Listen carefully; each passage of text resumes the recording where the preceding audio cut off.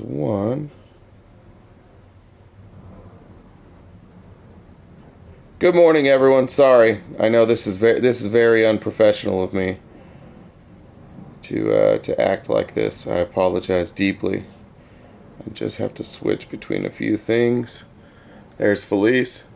Oh yeah, it is a little big. Thank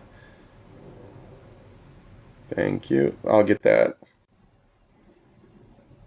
There we go. It closes up when Felice is here. That's what I thought. Good morning, Felice. Top of the morning to you. Top of the morning. Thank you already, Chelsea. Let me pull up the Cash App too, so that I can keep. I'm such a mess this morning. It's fine. Jen called me, and I'm just like, I can't. You're just gonna have to text me. I'm incapable of this right now. Well, it's okay.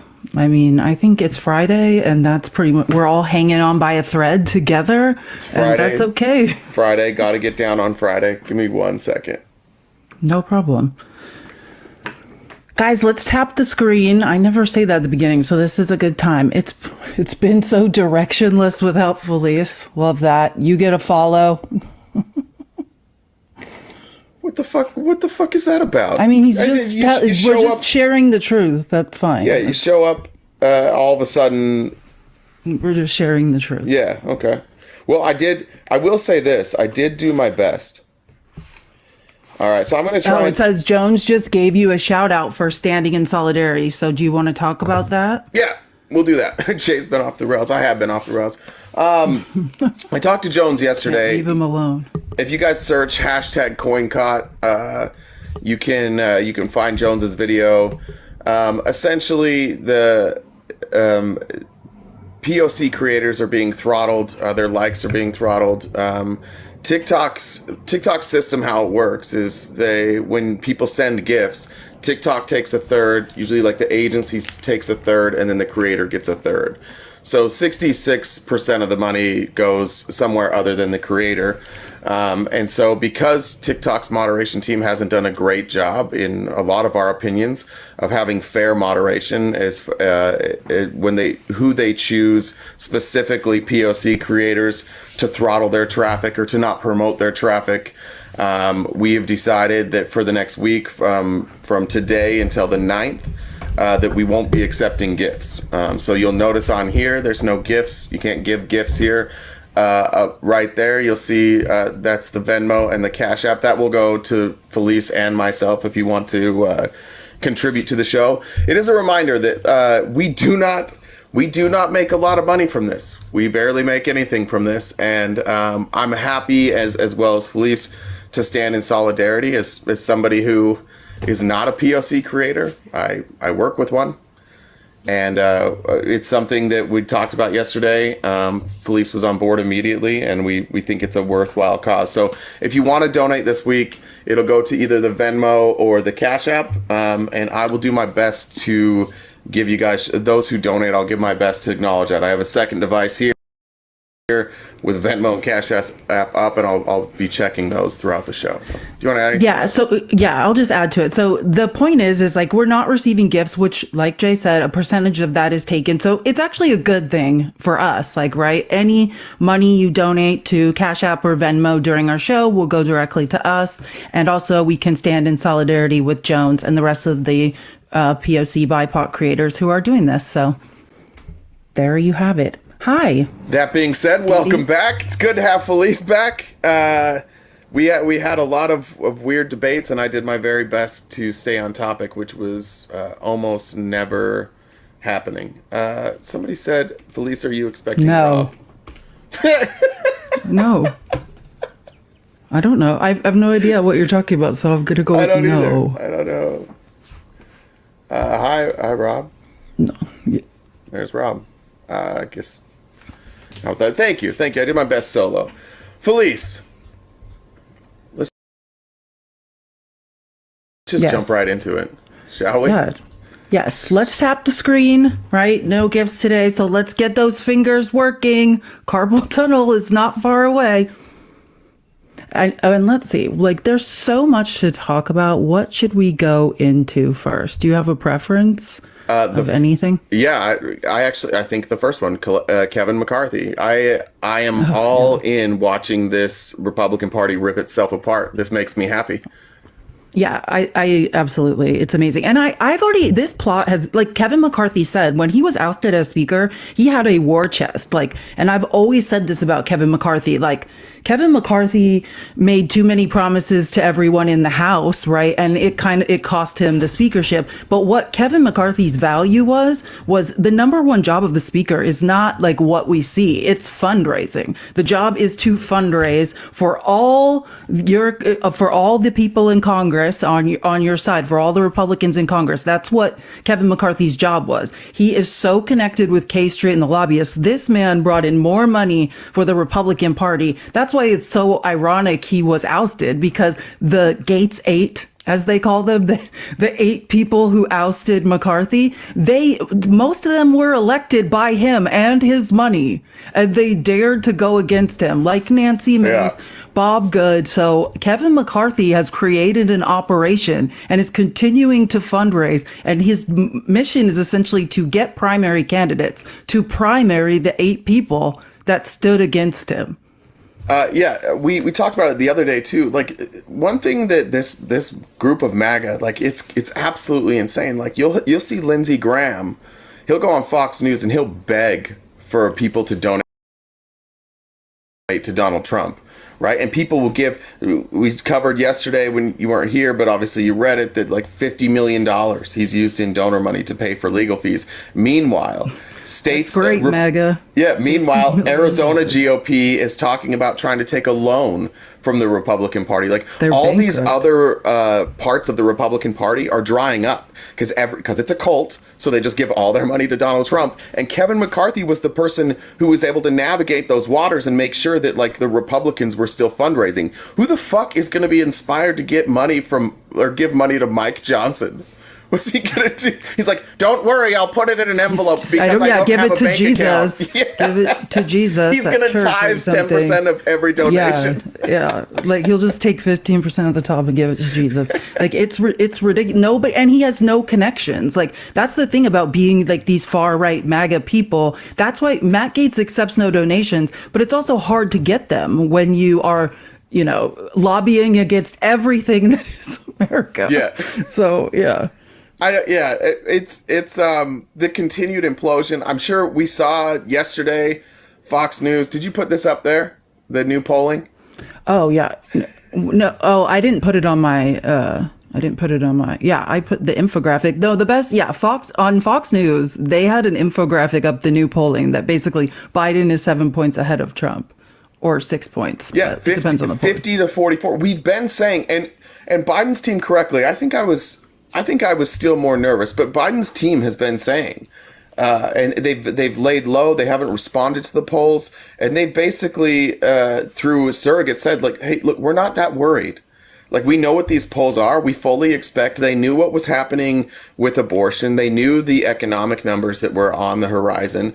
They knew their poll numbers would improve. That Fox News poll is big, a 6-point lead for Biden, and you keep in mind that every poll since 2016, Democrats have outperformed. They outperform polling data every single election by a great deal. So if it's close, that should be a Biden win. If it's a 6-point gap, this could be a Biden landslide. I don't know how those numbers hold, but if those numbers were accurate, then we know, because of Gen Z and because of people who don't respond to polls, that largely are going to vote for Joe Biden, that gap is massive. That if that poll holds through November and it turns out to be true, we're looking at like a landslide victory for Joe Biden, like potentially historic victory by Joe Biden.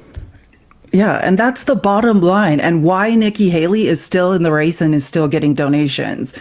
Donald Trump can't win in a general election. We've been saying it over and over. Nikki Haley's voters have said they're not going to vote for Donald Trump. They're going to vote for Joe Biden. Yeah, that's exactly where she's going. I guess we could probably jump into some of that, some of the Haley clips, but that's... Nikki Haley's been on a roll. Yeah, she's really changed what she's doing. Like she's aggressively going after Trump, and not. She still does like the soft shit where she's like, "Oh well, look, I don't hate Donald Trump. I worked with him. I enjoyed working with him. I thought he was a good president." She's still doing that, which she has to do. But I think she's being really effective in her campaigning. I concur. I think I have the clips. I think it starts on 15. It looks like. Yeah, well, let me just check. I just want to make sure, which I have so many Haley clips today. She was on a roll yesterday. Did you get it? Did you see her interview with Breakfast Club? Oh, I do have it. No, but I'm surprised she was on there. Wait, are you talking about on Fox? Like, there's different. No, like Breakfast Club. Charlemagne the guy. She went on that Yeah. show. Damn, Yeah. that's. I would. I'm gonna have to look that up. That's hilarious. It's bizarre. Like she's also doing this thing now. It must be effective in Republican polling because Trump's doing it and Haley's doing it, but they're now like campaigning against Obama.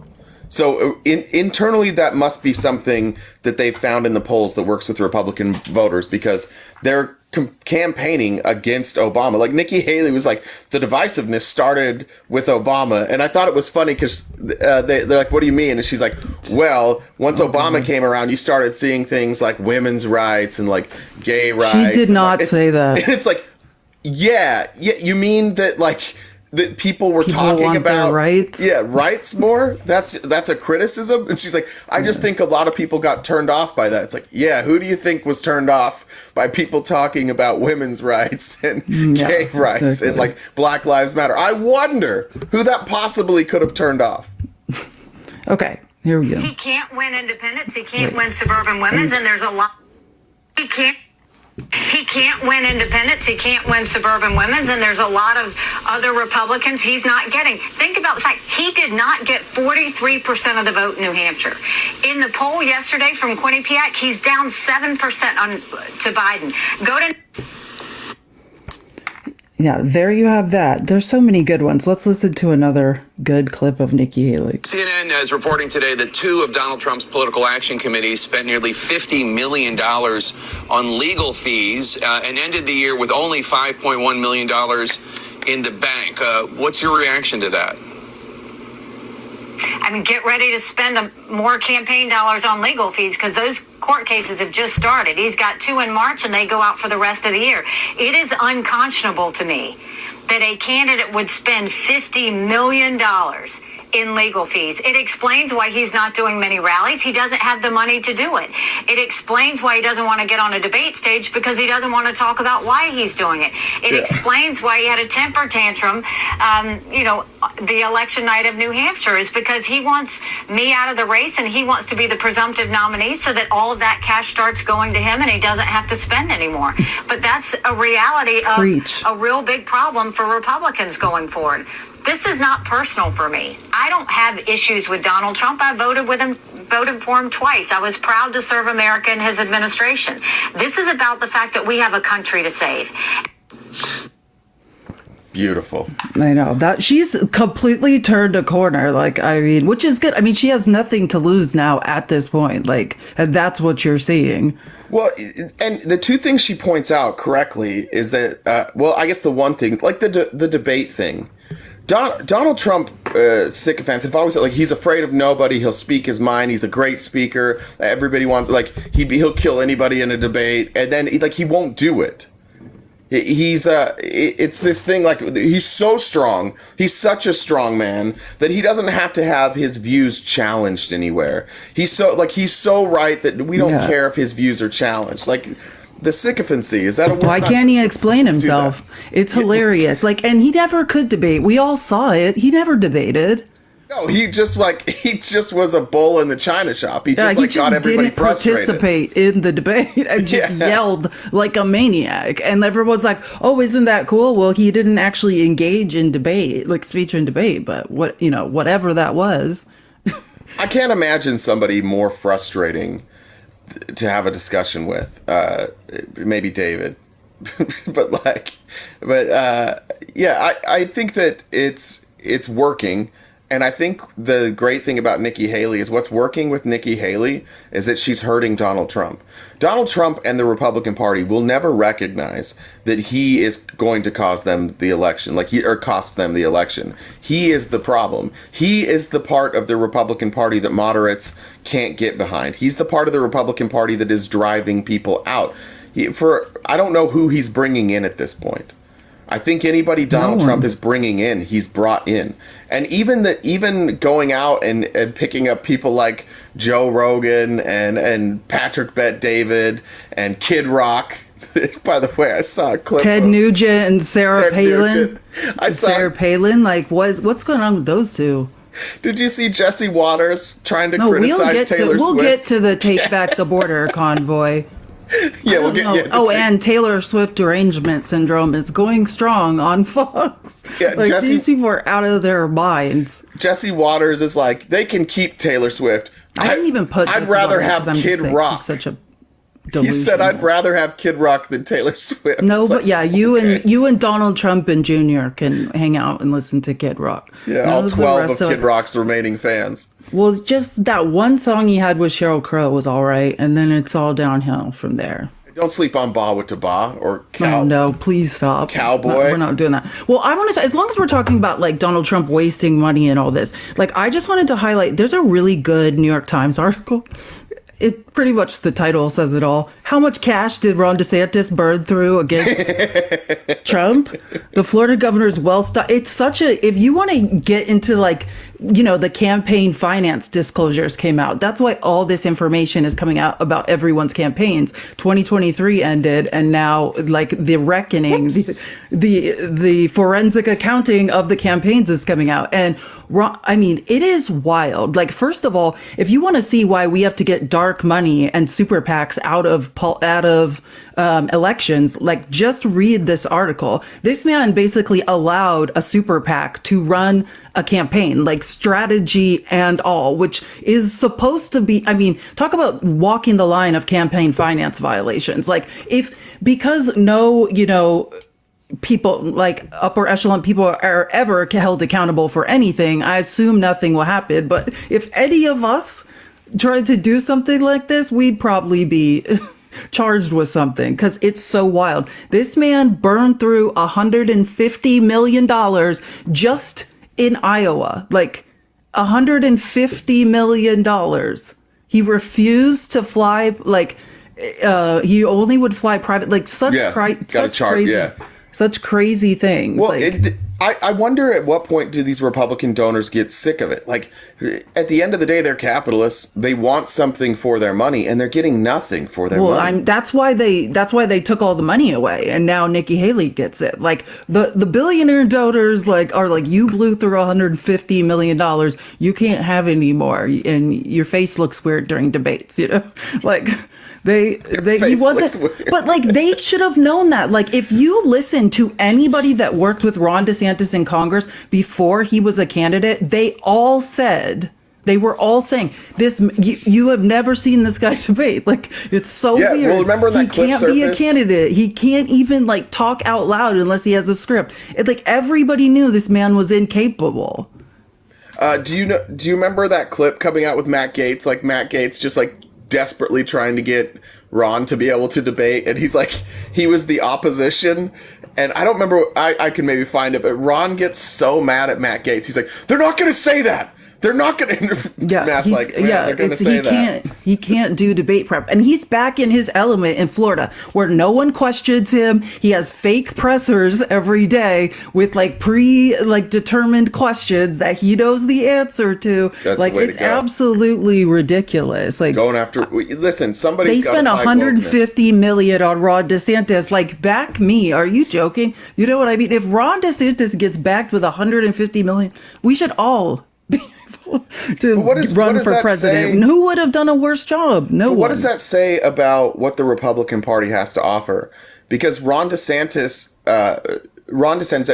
people knew who he was. We've seen him.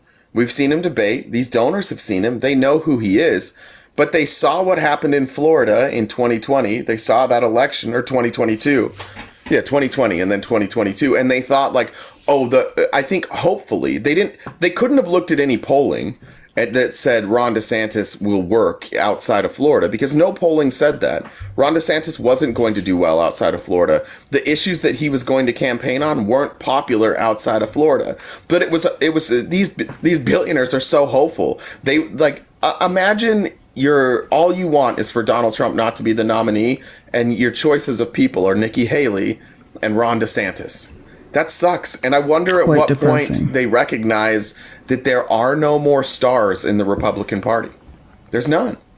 Even the ones that you one time might have thought were stars, Dan Crenshaw, well, he's in shit now too, because Dan Crenshaw came out yesterday and was like, "This is a great border deal," and Republicans are sabotaging it. It's on Republicans now.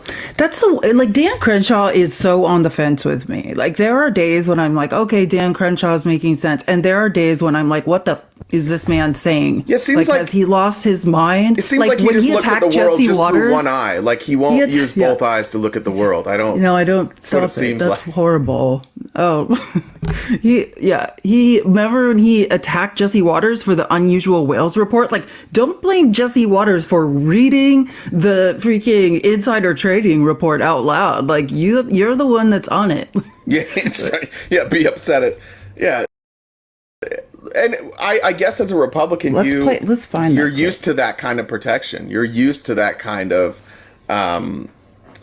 cover from Fox. But Fox has also forgotten that their job is to not just bury their nose in Donald Trump's ass. Like they forgot that they're supposed to run cover for all Republicans. So now, in order for them to look balanced, they will trash any Republican that's not named Donald Trump. That's their attempt now to look balanced. I completely, it's a mess. Well, I mean, it's just it's such a contrast. Like, we can see in the exit polls in New Hampshire that the Republican base is changing, right? And Nikki Haley's trying to run as female Ronald Reagan, which is super weird. Like, nobody wants that anymore, Nikki. So until they have some sort of hybrid candidate that can bring together these two sides of the Republican Party that are so different, nothing will change. In my humble opinion, they had, I think, potentially one of the best candidate that they ever could have run in Justin Amash. Justin Amash would have had that guy. Well, he has crossover appeal. He's an actual libertarian. He's a Republican, but he's also an actual libertarian, where he believes in personal liberties. He doesn't believe in, I mean, he still has his Christian base, but largely he will set aside his own personal beliefs for equality and equity. I think he would have been a good option, but they ran him out because he voted to impeach Trump and he got censured. It's the only reason he got run out. That's the thing. And as long as it's you're not allowed to tell the truth in the Republican Party, what are we really going to be doing? Okay, here's the clip of Dan Crenshaw basically saying, I love what he says. He basically is you don't need to have an opinion if you have no idea what you're talking about on the border. It's a great border deal, which hopefully will be coming out, Schumer said yesterday, as early as today, or the text by Sunday for sure. So we'll see. But obviously, these people have had a sneak peek. The height of stupidity is having a strong opinion on something you know nothing about. I'm extremely disappointed. He said the height of stupidity is having an opinion on something you know nothing about. That sounds like the Republican Party. Just every time they speak is speaking about every time they talk about wokeism or diversity or trans issues or women's issues, that everything they say is the height of stupidity. Yeah, guys, let's make sure we're tapping the screen, right? So to get to the For You page, since we're boycotting gifts, it's really important that we keep tapping the screen during the live. Share the live with Republicans. We are open to having opposition guests at any time. So here is Dan Crenshaw. The height of stupidity is having a strong opinion on something you know nothing about. I'm extremely disappointed in the very strange maneuvering by many on the right to torpedo a potential border reform bill. If we have a bill that, on net, significantly decreases illegal immigration, and we sabotage that is inconsistent with what we told our voters we would do. People will make up whatever reasons they want to. There's a number of them, I'm sure. But it would be a pretty unacceptable dereliction of your duty. And the question is, where does this go from here? The negotiators in the Senate are still hoping to put out text of this deal as soon as this week. That is what Senator James Lankford told reporters earlier today. And Chris Murphy. Yep. So, I mean, it's absolutely absurd. Anybody who has a brain can see that this border deal is a good thing for Republicans. And the only person it's not a good thing for is Donald Trump. But it's another miscalculation by Donald Trump, though, because Donald Trump stupidly could just be like, hey, it was my influence. It was my influence over the Republican Party that convinced them to work with Democrats and get a deal done. Like, he doesn't know how to campaign. He doesn't know how to he doesn't know how to govern. He doesn't know how to unify. These are all easy wins for the Republican Party. You have a bunch of people, like, in this country, you have a lot of people who can't afford things, right? You have a crisis at the border, and you still have and you have a president who's 850 trillion years old. You can campaign on all of these things, and you can do it while helping the country. But Donald Trump doesn't get that. He feels like the only way for him to win is draw this stark contrast between him and Joe Biden, and basically saying, like, I'm going to stay out and I'm going to blame every failure on Joe Biden.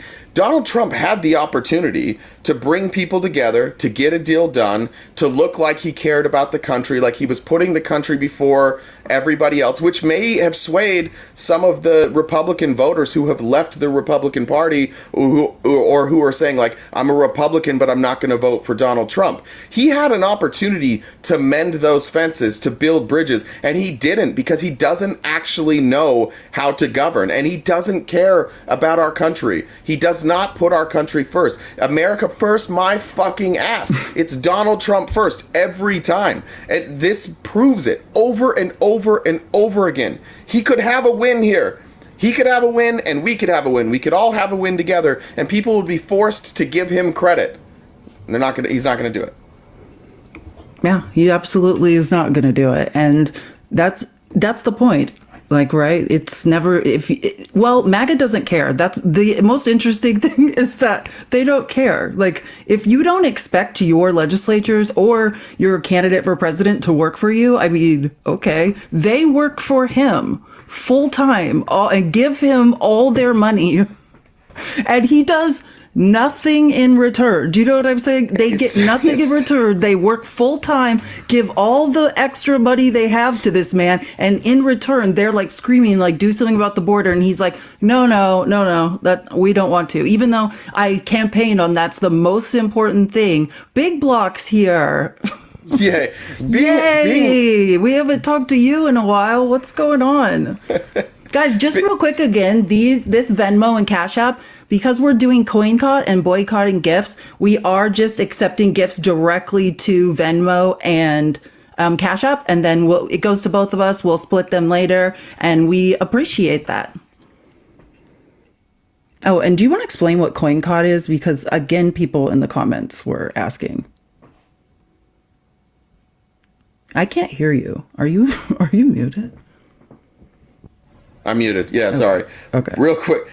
Chelsea, Brett, Tamika, Brandy, Luis, Sue, and Lola, thank you for donating. I'm going to try and keep track of the names as we go through. CoinCot. Thank you, guys. Yeah, thank you. TikTok is throttling POC creators. They're not driving traffic there. A lot of the way that you have traffic driven to you is also by gifts. And so, but TikTok takes those gifts. So that's why they push like their battles. That's why they push certain content, like higher gifted content gets pushed. But specifically, POC content creators are being throttled, and there's a lot of gifting that happens on those. So it's a really weird move by TikTok. But in solidarity with other POC content creators and Felice, of course, we have decided to turn off gifts for the next week, making sure that the money that people donate to creators goes directly to the creator and not to TikTok. And what we're simply doing is just asking TikTok for a couple of things. One, stop throttling content creators. Stop throttling people because whatever the reason is, if you don't like their views, if you don't like what that brings to your platform, stop throttling them, and then also make something a little more transparent. Make it possible that when we have issues, we could actually contact somebody. So in standing with solidarity with those... Is that your thing? No, that was part of what Jones was saying too. Okay. Like when things happen, like, so I think like for you, for Jones, for people who've been around for a while and who've made content, you at least have like somebody kind of at TikTok that you can contact, but they can't really do much. They can do some things. I don't know. I used to work in social media. Yeah. So I just know what it's like. And like literally every person has about 6 seconds a day on tickets, like to get through their quota. So I just understand it. Like, I don't know, like there's two sides of it, but I think what's most important is what you're saying about BIPOC creators being throttled. And it's not just, we're not saying that that's something TikTok does purposely. It also has to do with the algorithm. Like it's ingrained, like, racism is essentially ingrained into the internet and right. into which creators are promoted. And that's just, it's an unfortunate fact of the way the internet is going. Right. POC content creators are targeted. I've seen stuff recently. I was unaware of some of this stuff, but there's Reddit channels, there's 4chan stuff where Jones was telling me about a 4chan thread specifically listing he and other POC content creators, and they will get together and like, we're going to go and we're going to get this live taken down. So they'll band together to get lives taken down. And like Fully said, on TikTok's end, because it's massive, you're looking at a live that gets flagged all the time. Right, the live is getting flagged. It's being reported all the time. So you're going to be careful about like throttling content towards that, and you're going to build your algorithm to funnel people to places that don't get flagged as much.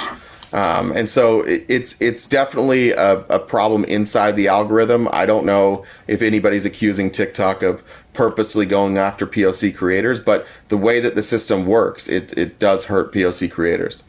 It also like changing the way that you have to speak, right? Having to say YT, having to be careful about the certain terminology that you use, because the algorithm picks that stuff up, and then other people will report that as hate speech. There's just a lot of hoops that POC content creators have to jump through that most of us don't have to jump through, and so that's why we're standing in solidarity for this week.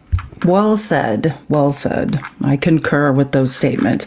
Let's talk. So we were just talking about Dan Crenshaw talking about the border. So I just wanted to talk about something related to that, which is, the vote is next week, right? They just passed a rule in the Rules Committee, which was amazing. I wasn't here to talk to you guys about it, but like Swalwell, Robert Garcia, I mean, they stayed up till 3:30 in the morning, wouldn't let Marjorie leave, was just tormenting her, reading off insane amendments that they wrote about her and all the messed up stuff she's done. And she's like, I will stay here all night. And they're like, so will we. Like, so I just think sounds good. them showing up for Mayorkas like they did and just saying, like, if you're going to pass this rule through the committee and there's going to be a vote on this, like, we are going to sit here and torment you for hours. It was like never ending torment, and it was hilarious. You think and then the next day we have her on the House floor making up lies about Ilhan Omar. Like, she learned nothing from what happened to her. Nobody deserves more in this, like, Congress to be censured than Margarine. She used a mistranslation. Yeah, will you pull that clip? What number is that of her talking about Omar? Oh, yeah, I have it. Let's play that, because I think a lot of people... That wasn't... You sent it to me, and I was surprised. Like, that didn't get a ton of traction. I was shocked that I didn't see this clip everywhere. Well, I think that's because, like, I didn't put it up, like, because I don't know if I want people to even hear it, because it's vile lies. Like, so what I did is I just made a video, like, Caitlin Collins from CNN, like, dog walked her, like, fact checked her and shamed her. And I just used those videos because she just plays like a little part, because it's really gross what Marjorine's doing. She's using racist rhetoric, like, the whole time, like saying she's from Somalia. She's been a U.S. citizen for 24 years. Like, it's just really gross what she's doing. It's really hard, while you pull that up, it's really hard for us to take you Republicans seriously when you say that you're not racist. But every time you have the opportunity to disparage somebody, you do it based on where, like, them being from another country. Like, if you're not racist, why are you bringing that up? What's the point of that? I don't see anybody ever bringing up that somebody was born in a country where they're white. I know who brought up Melania. Like, of all the places that, like, the former every Soviet wife Union, Donald Trump has is from another country. Isn't that true? Like, yeah, if you're going to be ultra suspicious about foreigners, like if you like, two hold that same energy, you're not going to be ultra suspicious that our president is married to somebody from the former USSR. You're not like, no suspicion it's there. Hilarious. It's hilarious. It doesn't make any sense. But Barack. I seek recognition. Oh, sorry. Do you want to play it? Of Rule 9, I seek recognition to give notice of my intent to raise a question of the privileges of the House. The form of the resolution is as follows. Recognized. Censuring Representative Ilhan Omar of Minnesota. Whereas elected members of Congress take an oath to bear true faith and allegiance to the United States without any mental reservation or purpose of evasion. Whereas Representative Ilhan Omar took an oath of allegiance to the United States upon becoming a citizen, declaring, I absolutely and entirely renounce and abjure all allegiance and fidelity to any foreign prince, potentate, state, or sovereignty, of whom or which I have heretofore been a subject or citizen. Whereas on January 27, 2024, Representative Omar gave remarks at an event in Minneapolis in which she made treasonous statements. Whereas Representative Omar said she has spoken to many Somalians who asked her to intercede for the Somali government by pressuring the United States government into certain actions. Mr. Like, she's basically saying, based on a speech that was a mistranslation, and we'll get to, I'll play the clip of Caitlin Collins correcting Margarine, dog walking Margarine. But yeah, she's basically accusing a U.S. citizen of acting as a foreign agent on U.S. soil. You're not a foreign agent when you are a U.S. citizen. Like, she wants to deport Ilhan Omar. Where to? The United States, where she is a citizen? You cannot deport a United States citizen. All of this is just delusional racism. Words mean things too. I know that in Dick. Oh, I have that here. Let's just listen to it quick. But real quick, historical evidence is overwhelming that the founding father. Real quick, I just want to point out that this is a Republican thing now. Like, when Marjorie Taylor Greene says she said treasonous things, treason is an act of war. Like, it's an act of waging war. War also has a fucking meaning. Okay, like, saying that you want to change something about our country, not war. Saying that you support another country's ability to be free, not war. Treason means something, and it means engaging or waging an act of war against, in this case, the United States. They use treason to describe anything they don't like. Specifically, anything they don't like that includes a country full of people that aren't white. Specifically that. But Republicans don't know what words mean. They misuse words all the time because they don't have any, they're not really saying anything, right? If you have to use words like treasonous to get people to believe that what somebody said is bad, it's because you don't have a good argument, right? That's why you're going to treason. Treason almost never happens. Like, how many people have been charged with treason in this country? A few. Well, they're propping up somebody who's involved in seditious conspiracy, so they obviously are desensitized to it. But that's the point: is anything that is going on in the Republican Party, project that onto someone else, find somebody else, and project, like, hide what they're up to and project it onto someone else. And Margarine is up to indictment, as we all know. This historical evidence is overwhelming that the founding fathers intended impeachment to be used to deal with the commission of indictable crimes and the abuse of power. They're all laughing. Corruption and injury to the nation caused by public officials, among others. she can't figure out why everybody's laughing. You guys, if you were watching this on C-SPAN, like they mocked her for like 5 hours. Like it was just them going back and forth, Swalwell and Garcia just taking turns being like, you're an idiot. Funny thing, when watching that clip, like she's doing her thing, and then she's like, I gotta get this right. She looks down, and then she sees indictable and says indictable, and then everybody laughs, and she takes another pause, like, what the fuck? Like, why is everybody laughing at me? She has no idea that, like, somebody wrote that for her, and she read it, and nobody thought to think, hey, remember how Marjorie's not terribly bright? Should we... sound out the words for her, have her read it aloud before she goes into the rules or into the Homeland Security Committee and does this. No. You know that staff had a staff meeting later without Marjorie Taylor Greene, and whoever's in charge, her chief of staff, sat them down and said, listen, if there's more than 2 syllables, we teach her how to say it. You know the rules. If it's more than 2 syllables, we teach her how to say it. That whoever put indictable down there lost their job yesterday. That was the best showing. Yeah, Eric Swalwell is the only candidate I've ever donated to, and that's because of like I just feel like he's doing the Lord's work, daily, just calling out Margaret and Jim Jordan like every chance he gets. Like that's truly, you know what I mean? Like doing the work of the people. Like that's highlighting that she's a complete idiot is the work of the people. Tracy and Anthony, thank you for the donations. Thanks, Tracy and Anthony. Guys, again, we're boycotting gifts this week, so you can donate here, and 100% of the proceeds for the first time will go to us. So, yay. Also, Ben, Christina, Kimberly, Jackie, Chris, Monica, and Daniel. This is amazing. I thank you guys so much. Honestly, very kind. You're gonna make me generous. cry. I'm gonna literally cry. And let's get to let's tap the screen. We're at 93K. Let's get to 100K. I just want to go back now to since we're talking about Marge was doing all this to essentially get a vote to the House floor to impeach Mayorkas, which we can talk about in a second is complete bullshit. But I just want to talk about there may be hope.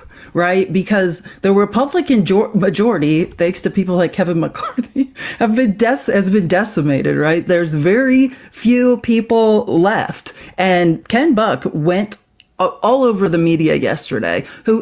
Ken used to be in the Freedom Caucus, but left after, or I don't know if he left or was kicked out, but after he wouldn't get on board with Biden's impeachment and was like, "This is completely ludicrous," like. And he's actually retiring. Yeah. Like, remember, he received all these death threats, things like that, to his office in Colorado, and is actually retiring after this year. So he has nothing to lose. And he basically went all over the press yesterday and said, like, I will not vote to impeach Mayorkas. Like, this is madness. So, hold on. I have 2 good clips of this. You know how previously undecided. What led you to decide you will vote no? Well, this is not a high crime or misdemeanor. It's not an impeachable offense. This is a policy difference. Let me, from the outset, say there is a crisis on the border. The law needs to be enforced. But if we start going down this path of impeachment with a cabinet official, we are opening a door as Republicans that we don't want to open. The next president, who is a Republican, will face the same scrutiny from Democrats. It's wrong, and we should not set this precedent. Preach. Now, let me just play one more because he was on a roll today. Have leaders been trying to convince you otherwise? And is there anything that will change your mind? Or when you say solid no, you mean solid no?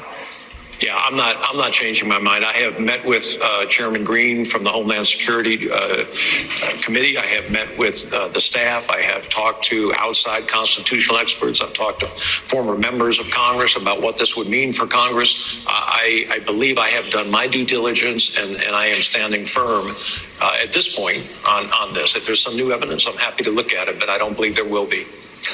Preach, Ken. Tell the people. Like, it's ridiculous. Like, if anybody who's a serious legislature, like he said, he talked to constitutional scholars, he's looked at the evidence, which is basically what I was doing yesterday. And federal immigration law completely supports everything that Mayorkas has done. Right. In federal immigration law, there is huge latitude with how it is enacted, who gets paroled, and that's just the facts. he has not committed a high crime or misdemeanor.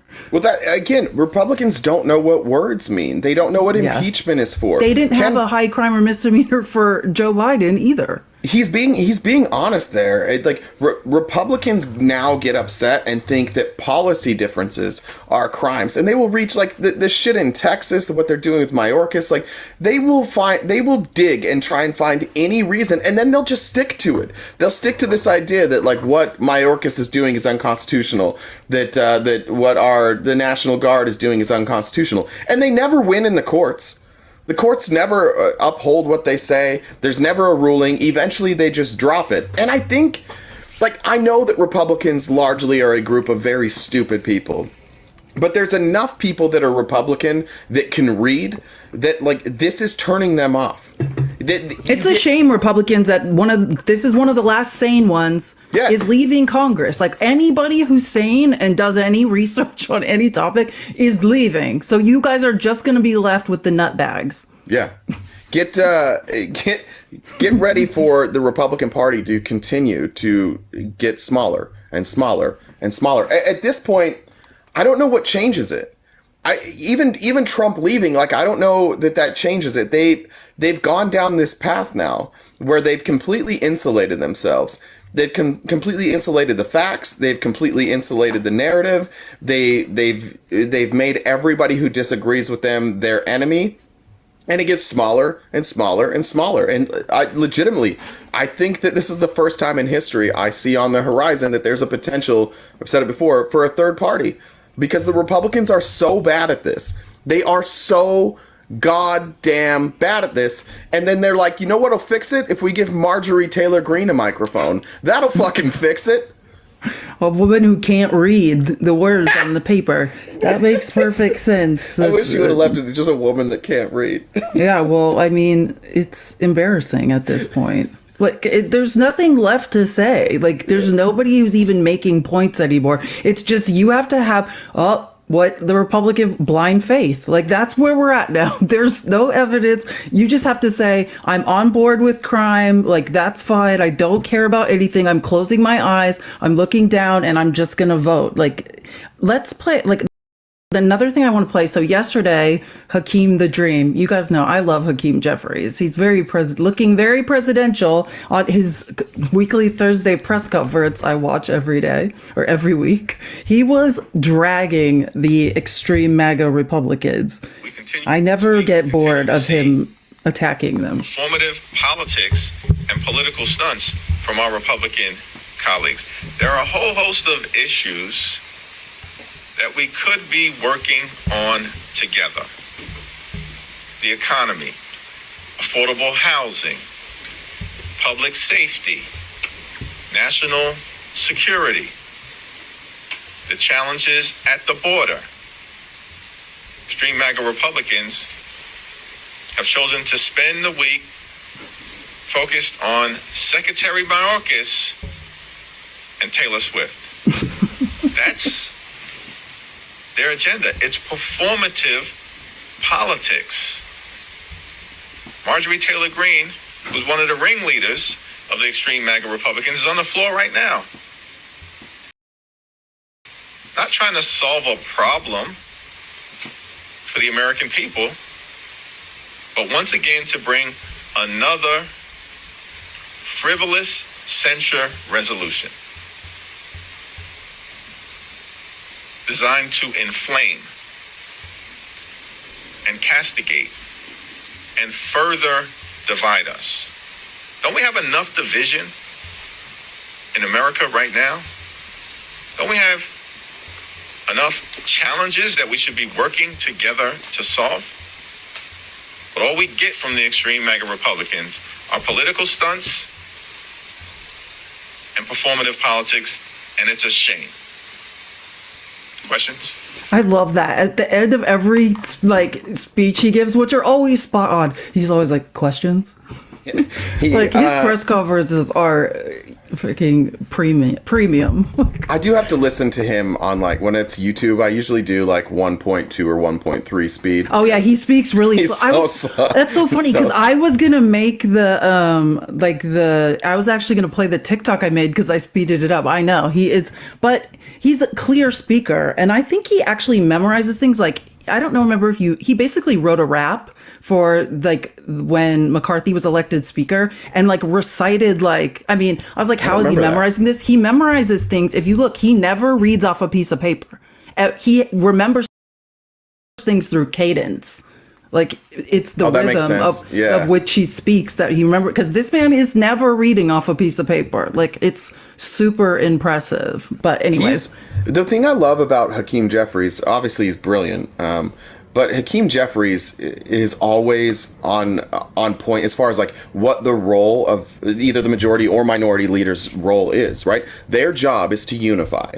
Their job is to, like, I know he speaks sometimes monotone and he speaks slowly, but that is what you want out of the speaker. You want somebody who speaks decisively and clearly and factually. You don't want somebody hyperbolic or somebody that appears to like be making their decisions or their conclusions on emotion. Like I'm sure Hakeem Jeffries, if he wanted to, could be a dynamic speaker. But no, like, he is one. You just haven't seen the speeches. Hold on, I won't let you say that. Hold He's on. a dynamic speaker. Hold on. As speaker, I'm saying. As speaker, he could make this, he could react, he could be more colorful, but like he recognizes that there's a role that he's supposed to play, and that role that he plays, if he pulls back and he tries to leave emotion out of it and just speaks factually, he's an effective leader. That's why like, the Democrats are voting together all the time. You hear the way that they speak about their speaker. I don't remember any speaker being this universally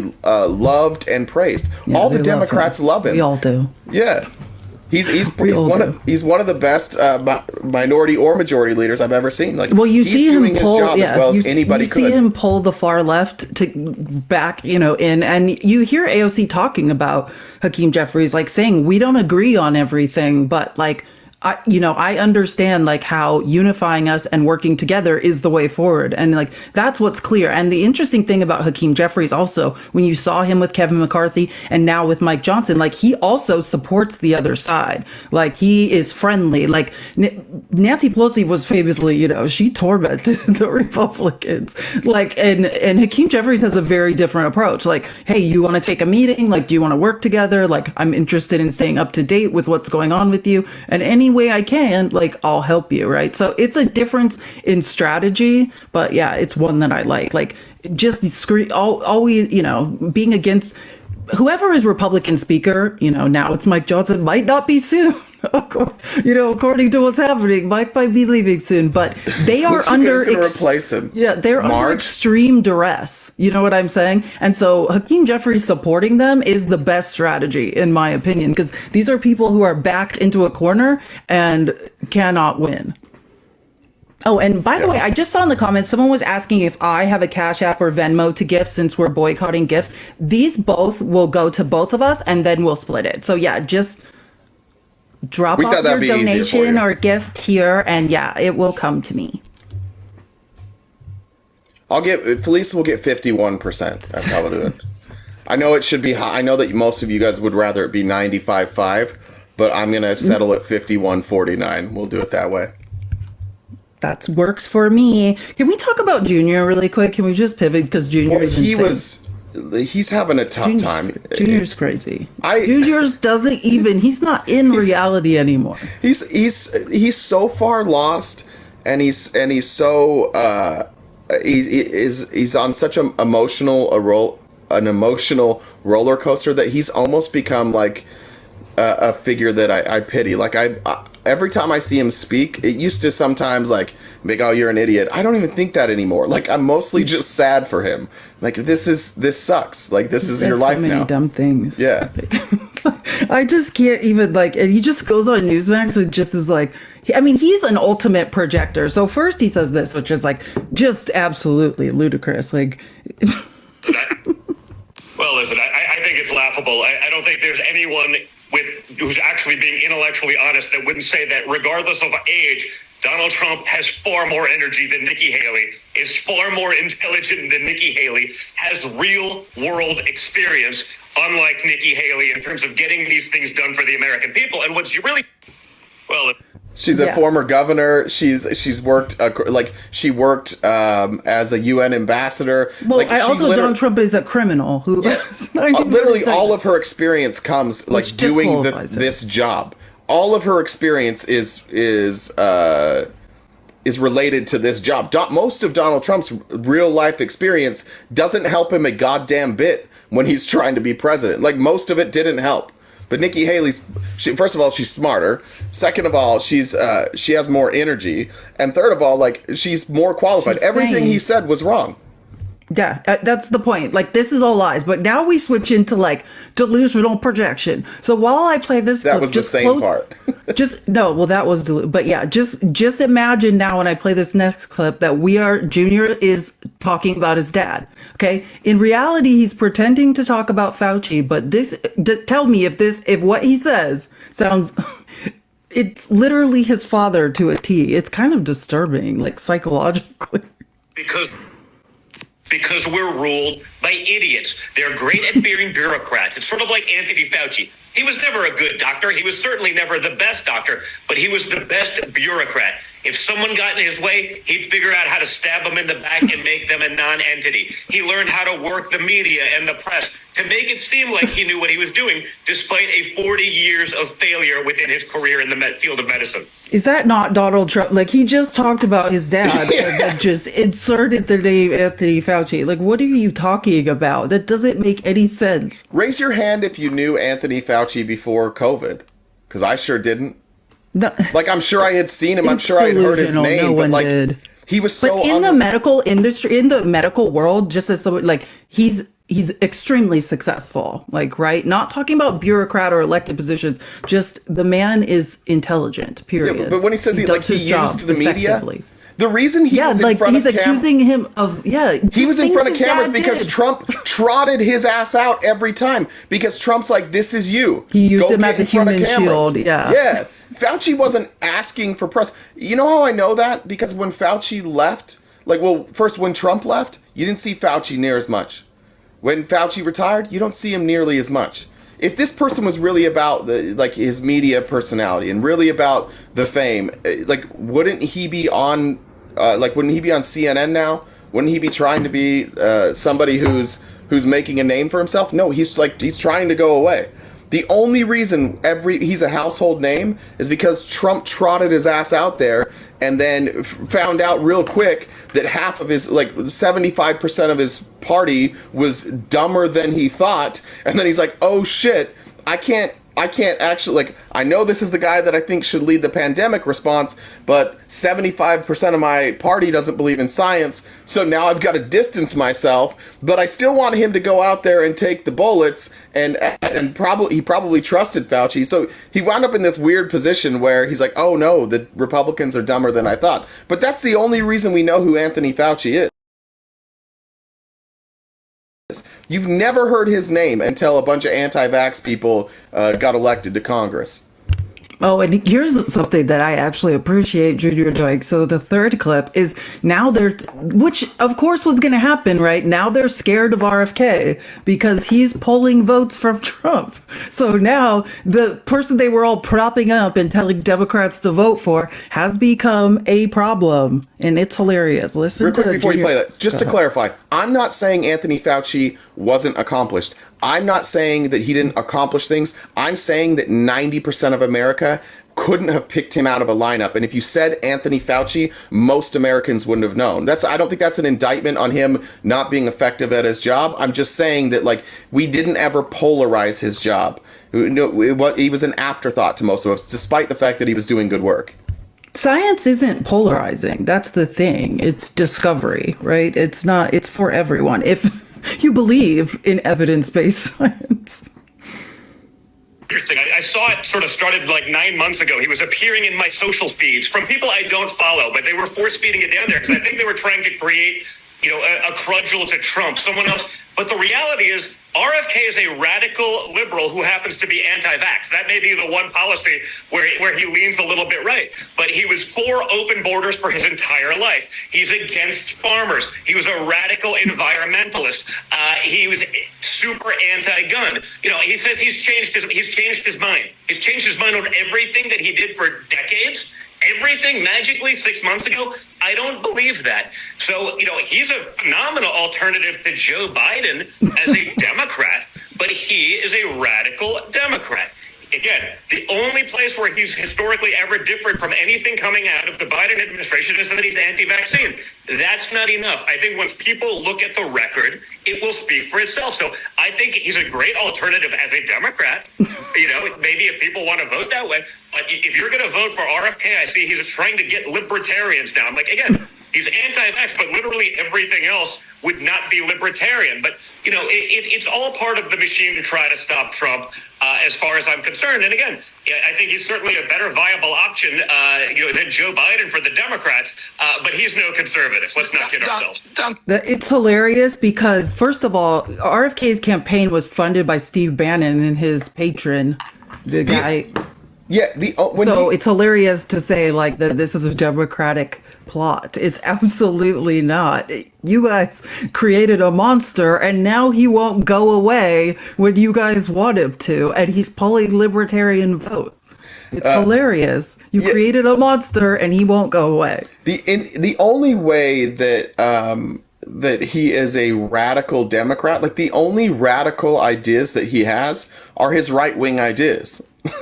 like his anti-vax, like that's radical, right? Like his takes on, I remember his take now, like he softened way back on climate change, which is weird.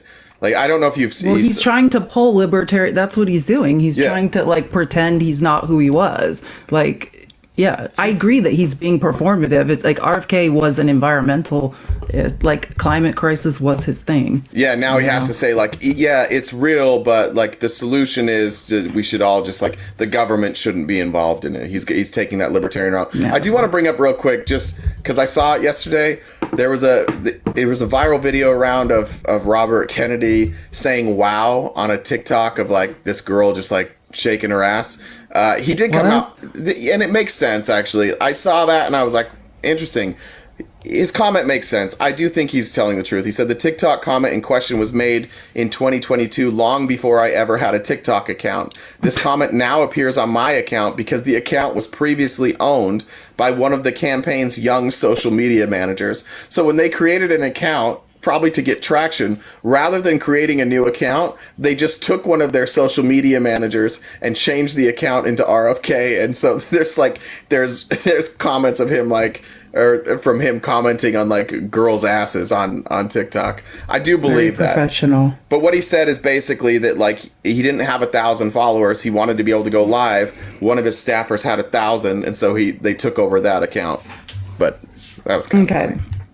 So, like, I just want to go back really quick and go over just the fact check, like play the Caitlin Collins fact checking of the Ilhan Omar lie. Again, Margarine's trying to censure Ilhan Omar over a complete mistranslation. So I just want to like play the clarification of that. Or actually, this is good. It also talks about who else is involved. Florida Governor Ron DeSantis is demanding that Omar be kicked out of Congress, lose her American citizenship, and be deported. Congressman Tom Emmer calling for an ethics investigation into the comments. And Congresswoman Marjorie Taylor Greene introduced a resolution today calling for Omar to be censured. Representative Omar has revealed herself to be a foreign agent acting on behalf of a foreign government. There is no evidence that Congresswoman Omar has done anything of the sort, and you can't deport a U.S. citizen, I should note. Omar says that she believes these attacks are rooted in Islamophobia, and as for that resolution, she told CNN, quote, "I hope she finds peace in her mind. That's insane, truly insane." God, I love Caitlin Collins. I'm so glad she said that quote. And here's the actual fact check. Hold on. Oh, I just ahead. love how Caitlin Collins read that quote. I hope she Truly finds peace in her insane. mind. That is insane. I just love to like. That's the her best cadence part of the and whole how she thing. That's did why I had to that. play that. I love, and the smirk Caitlin Collins always has on her face while she's fact checking people is like something to behold. Can we- And this is the actual fact check of the lie that Marjorie Taylor Greene is telling. I just want to be clear From that, that breakaway real quick, before, like, we say a lot about Sarah Palin and Lauren Boebert. My actual crush is Caitlin Collins, but I respect her too much to make jokes about it. I just want that to be on the record, but I'll go back to Bobo and Sarah Palin now. Oh, dear God, leave Caitlin Collins alone. Whoa! From that breakaway region. I liked her first. You got to know her. Like, what? No. Senator from that breakaway region posted a version of her comments online. The translation on the clip claimed that she said this: "The U.S. government will only do what Somalians in the U.S. tell them to do. They will do what we want and nothing else. They must follow our orders, and that is how we will safeguard the interest of Somalia." Now, CNN translated her speech. Here's what she actually said. Quote, "The United States government would do what we tell them to do. We need to have confidence as Somali people. We live in this country. This is the country that we pay taxes in. This is the country where a girl was born from you all who is sitting in Congress." Ambassador from that. Preach. Anyways, Caitlin Collins always does a good job of bringing reality to some delusion. I wonder for her, like, I guess sometimes we get sick of it, but like Caitlin Collins seems to, that smirk on her face, like she does seem to enjoy this. I will say this, when this Republican thing like falls apart, I think there will be this extremist party that comes out of it, but like I will miss the fact that if I'm feeling sad or if I feel insecure, or if I'm not feeling smart, if I feel like I don't have a good view on the world, all I have to do is just jump on Twitter and just start scrolling, and I'm gonna find a bunch of people who are paid at least $174,000 a year, some of them more if they're in the Senate, saying just like the dumbest shit, and realizing that even if you're not the smartest person in the world, there's hope. There are ways for you to get through this world despite being severely limited by your own brain. No, it's actually celebrated in the Republican Party. No critical thinking skills required. Yeah. Just make shit up. They're very accepting, the Republican Party, of people who can't think critically. It's like the one disability that the Republicans take care of. But instead of like spending money through our government, they just put them in the government instead. So. Installation. Yeah. Well, let's move. Okay. Well, first of all, again, we are not doing gifts for this week. We are participating in CoinCot to support BIPOC creators. So just, if you would like to donate or gift us, this goes to both Jay and I. There's Venmo and Cash App. So whatever you guys prefer. And then tap the screen. Let's get to 140K. And next, what I want to move on to is yesterday Biden was back in Michigan. Let me add real quick while we're doing that. Oh, Chris, I am grammar hole. Stacey Kraut and Katrina Robinson. If you guys want to, if when you send these, if you want me to read a message, put a message on there too, and I will happily read the message if it's something outside of just like for CoinCop. But thank you guys again for those donations.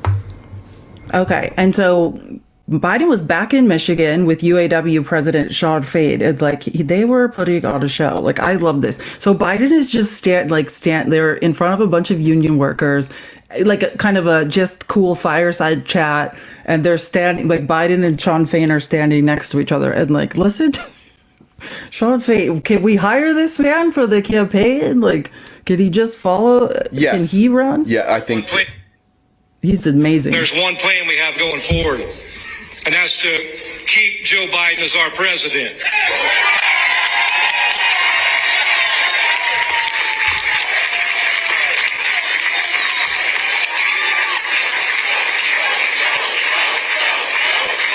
That's right. Okay, so then he goes into this, which is, God, I love this man. You guys know I don't have to spell this out for you because all of you know this. This is our message going forward. We know who's been there for labor, and we sure as hell know who wasn't.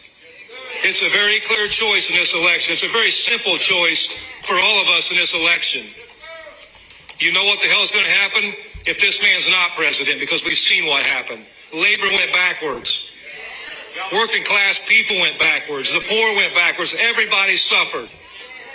So this is our shot. This is our time. This is our mission from this day forward. We're going to fight like hell, and we're going to ensure that Joe Biden's the next president so that the working class keeps moving forward. So with that, we love this man. Like, Sean Fade's amazing. So yeah, and I just want to play this really quick about, I think this was a really good CNN clip about Biden and Trump. 63% say Trump's views are too extreme compared to just 38% for Biden. Voters say that President Joe Biden's views are generally mainstream. So do you see that as a warning sign for Trump and then more broadly for Republicans? It should be, because we all know that general elections are typically won and decided by what we call the mushy middle, the independents, the people in the middle of the voting electorate. The right are key in the primary elections, and the left are key for Biden in the primary election. But in the general election, those people that do not want to see extreme views on either side are going to make up the difference. So I think 63%. So basically, and it just mirrors what we're saying. Like, Nikki Haley's voters are in the middle, and they are signaling like our votes, if Nikki Haley drops out, are not going to go to Donald Trump. Yeah, it's over. And let me give you another example of why moderates don't want somebody like Donald Trump, and why this MAGA movement has turned off so many people. We talked about the 3 soldiers who were lost in the drone attack. I was listening. I don't remember what I had my headphones on when I was driving to see my daughter yesterday, so I can't tell you what program I was listening to. But they played. I do know. It was Morning Joe. That's what I was listening to. There is this big push on X and on right wingers for Joe Biden calling these parents and saying that he lost his son in Iraq. Of course, we know what he's saying, right? Like, his son went to Iraq. He was around burn pits. That's what ultimately cost his son his life. He says that, like, it was because of Iraq that I lost my son. I'll be 100% honest. I cry a lot. I cry all the time. Like, once I had a daughter, literally every day. Yeah. Once I had a daughter, like, I cry at, like, anything that touches me, anything that, like, might give me goosebumps. Like, I just cry, and I don't care. It's something that, like, you feel better. I don't know why nobody taught me to cry when I was younger. Like, I don't know why people told you to keep that in, because it makes you feel better. But I listened to this clip, and, like, it made me tear up. Meanwhile, Republicans can hear this clip from Joe Biden and figure out a way to spin this into something bad. Let me just play the clip for you guys, and you tell me whether or not this is a good person. Shut up, Jen. Just because I'm a Scorpio doesn't mean I always cry. President Biden calling Oneida and Sean Sanders, whose 24-year-old daughter Kennedy was killed in the attack. I know, everybody, I know there's nothing anybody can say or do to ease the pain. I've been there. Yes, sir, we understand. The parents overcome with emotion when the president reveals how their daughter will be honored. We're promoting her posthumously to sergeant. Oh, wow. That is the best news I've heard today. Thank you so much. You don't know how much that means to us. Oh, well, I tell you what, it means a lot to me.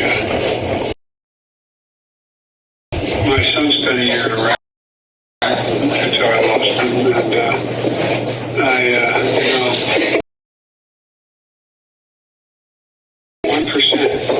1% of all these kids are the ones that we're going to take care of 99% of us. Yeah, the dad couldn't even, like, be in the room. He's, like, standing there, like, barely surviving. He said something that I thought was going to be in that clip, and what got me, I think I can paraphrase it because I thought about it all day, but he said that, nothing I can say or do is going to make you feel better.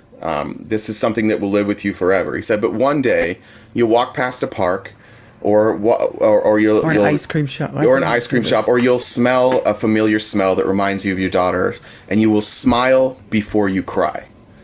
And when you do that, you know you've made it.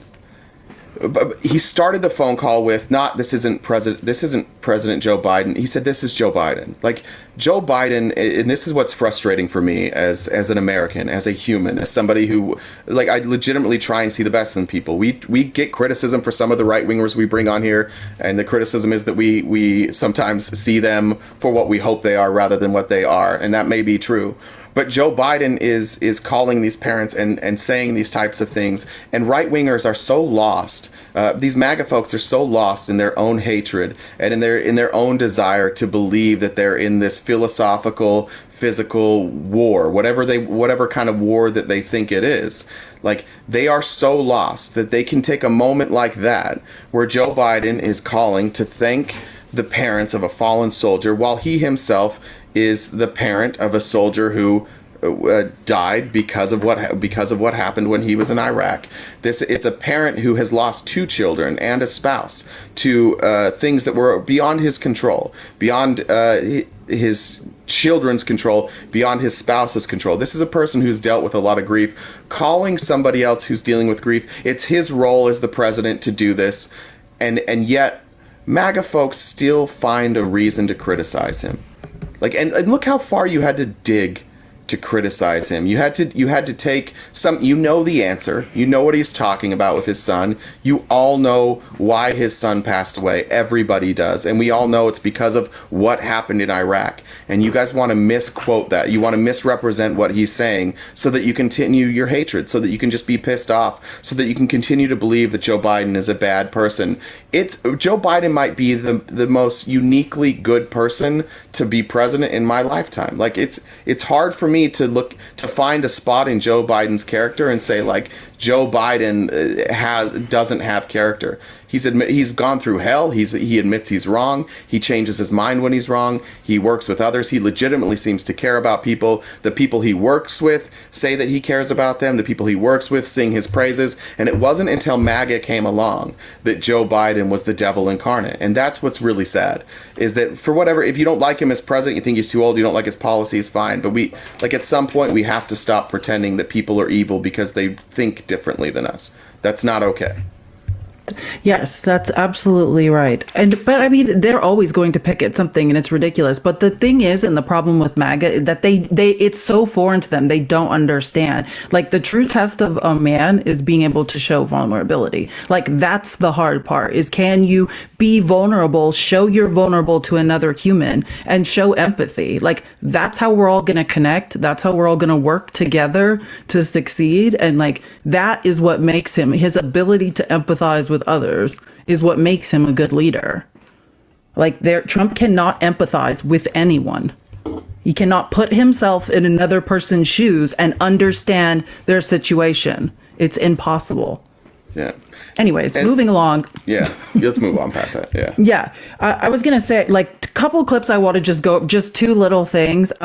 Chris Hayes had Colin Allred on last night. Ted Cruz's opponent, Colin Allred, former NFL player. Ted Cruz's daddy. It's Ted Cruz's daddy. He's dog walking him right now. But like so he had Colin Allred on, and it's so funny because Chris Hayes basically said all the things I'm always saying, which Ted Cruz needs to just retire. Like, if you're doing 5 podcast shows a week, that's a full-time effing job. Like, you cannot be a United States senator pumping out 5 podcasts a week. Like, it's insane. Well, you can if you're the Ted Cruz senator, where you only show up. You show up in the Senate to read a speech and hold up signs and feign outrage, and then you go back to your podcast and you script the next time you're going to be in the Senate and you're going to hold up signs and you're going to feign outrage and to get on Hannity, to try and get on Hannity. Yeah. While the rest of, by the way, the rest of your colleagues, the people that are in your party and the other party, every time you speak, everybody's like, you can hear when it's Ted Cruz's turn. I swear to God, you can hear eyes rolling. I don't know how you can hear eyes rolling, but somehow there are so many eyes rolling simultaneously that you can hear it. What do you mean somehow? Rafael Cruz, the man who wasn't born in the United States, like trying to do birther shit about Obama. Like, this man was not born here. and is trying to ask for other people's birth certificates. Like everything Ted Cruz has ever done, you can find a clip where he says the exact opposite. Like either he was lying then or he's lying now. Like I have never met a bigger hypocrite in my life. Okay, so this is Colin Allred and Chris Hayes talking about Rafael Cruz. Lying Ted. Super petty, but I'm going to talk. I think it's weird for a U.S. Senator to do 5 podcast episodes a week. Wait, hold on one second. Big Block, you're down there talking. You're clearly listening. Come up here and talk to us. Like, you're welcome up here to tell us why you love Ted Cruz so much.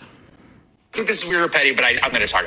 I think it's weird for a U.S. Senator to do 5 podcast episodes a week. I'm not wrong, that's right? No, that's right. I mean, it's very time consuming. Like when I appear on a podcast, it takes time. But being the host, and he normally does 3 a week. So that was actually news for me that he was up to 5. He's a media personality. He's not serious about being a senator. I feel like there's some level at which maybe you'll help. If you beat him, you help him. Because he really just wants to do that full time, which again, no shade. No shade. You know what I mean? Right, but I mean, you might be giving him a hand. Yeah, that's what he wants to do. He's not a serious legislator. I mean, we're talking about these negotiations in the Senate right now. You'll never see him a part of those negotiations. He won't be rolling up his sleeves and trying to figure out a compromise on how we can legislate to move forward. This is what he does. He goes on podcasts, he goes on cable news, and that's what he does. That's what he does. Like literally, he just tries to get on Hannity. Like that is his aim, is to just go yell at certain Senate hearings, get a good clip, and end up on Hannity. And just trust me, like just as doing these lives, like 3.5 hour lives, 5 days a week, it is beyond a full-time job. Like I work like 16 hours a day. So that's what I'm saying. He cannot do both jobs. Well, he just cannot. It's impossible. Two things, and then we do have somebody in the guest request. But one, I think Ted Cruz sees the writing on the wall. But two, first of all, Allred is an incredible candidate, and he's running a really smart campaign. If any of you guys are on Twitter, his ads show up all the time, and his ads are just tweets, and they're really simple. They're just like, hey, you may not know me, I'm running against Ted Cruz. Here's how much money Ted Cruz has raised. Pitch in $5 and you can get rid of it. Like they're effective ads, but just a reminder, as Texas, as MAGA Republicans, and we're going to get to that convoy in a little bit, as they continue to talk about how Texas is going to secede, just remember Texas is turning blue. Like it is progressively turning blue, and I tongue in cheek there. It is because you won't address the issues that these people care about. Like Dan Crenshaw, representative from Texas, saying this is a great border deal. Like this would help my constituents. Like I'm not going to turn against my constituents. And Ted Cruz is doing a podcast. Yeah. All right, real quick, going to bring up a guest here, Mr. Jones. Happy birthday! It's Mr. Jones' 63rd birthday today. Sure the fuck is. I feel it. Welcome, man. We talking Tijuana Ted, Cancun Cruz? Yeah, we're talking Cancun Cruz. Ooh, baby, it's cold outside, so I got to get up out of here. That's right. Yeah, that's the one. I know you're a big fan of Ted Cruz. Yeah, man. For those of you who don't know, Ted Cruz and Marco Rubio are the people who tanked the fucking ACA, the Affordable Care Act. It would have been fantastic. It would have been, probably one of the best healthcare legislations ever passed in American history had it not been for them coming in at the 11th hour and making sure that the insurance companies were taken care of in the end. Yeah, doing the Lord's work. Doing the Lord's work there. Gotta protect big businesses, right? Right? But I didn't come up here for any of that. Crybaby Jones. I haven't cried in a long time. I probably should though. It's cathartic sometimes. Like I cried yesterday. I just got done telling him. I cried yesterday too. Like on the phone with Jay. It's fine. Can y'all help me out? Is fine. I need to figure out where I can find some emotions.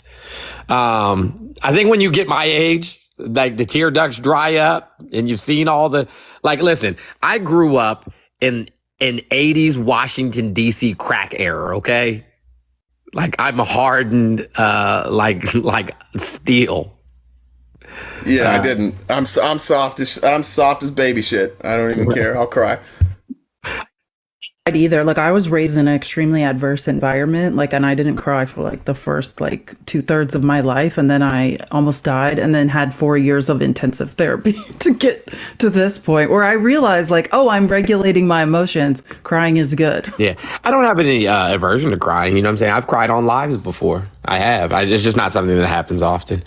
But anywho, I came up to first and foremost thank you guys for participating in Coin God. I cannot thank you enough for doing this. It means the world. Like, this is the best birthday present I could possibly get. I had to unfollow some people today because they said they don't care about this. I don't have no problem with TikTok. And all that means to me is that, I mean, it's no different than a white person saying, well, I don't see racism. Racism doesn't affect me.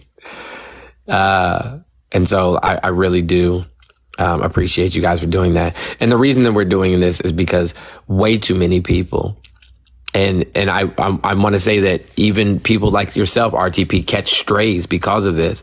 Anybody who advocates for the rights of marginalized communities gets silence on this app.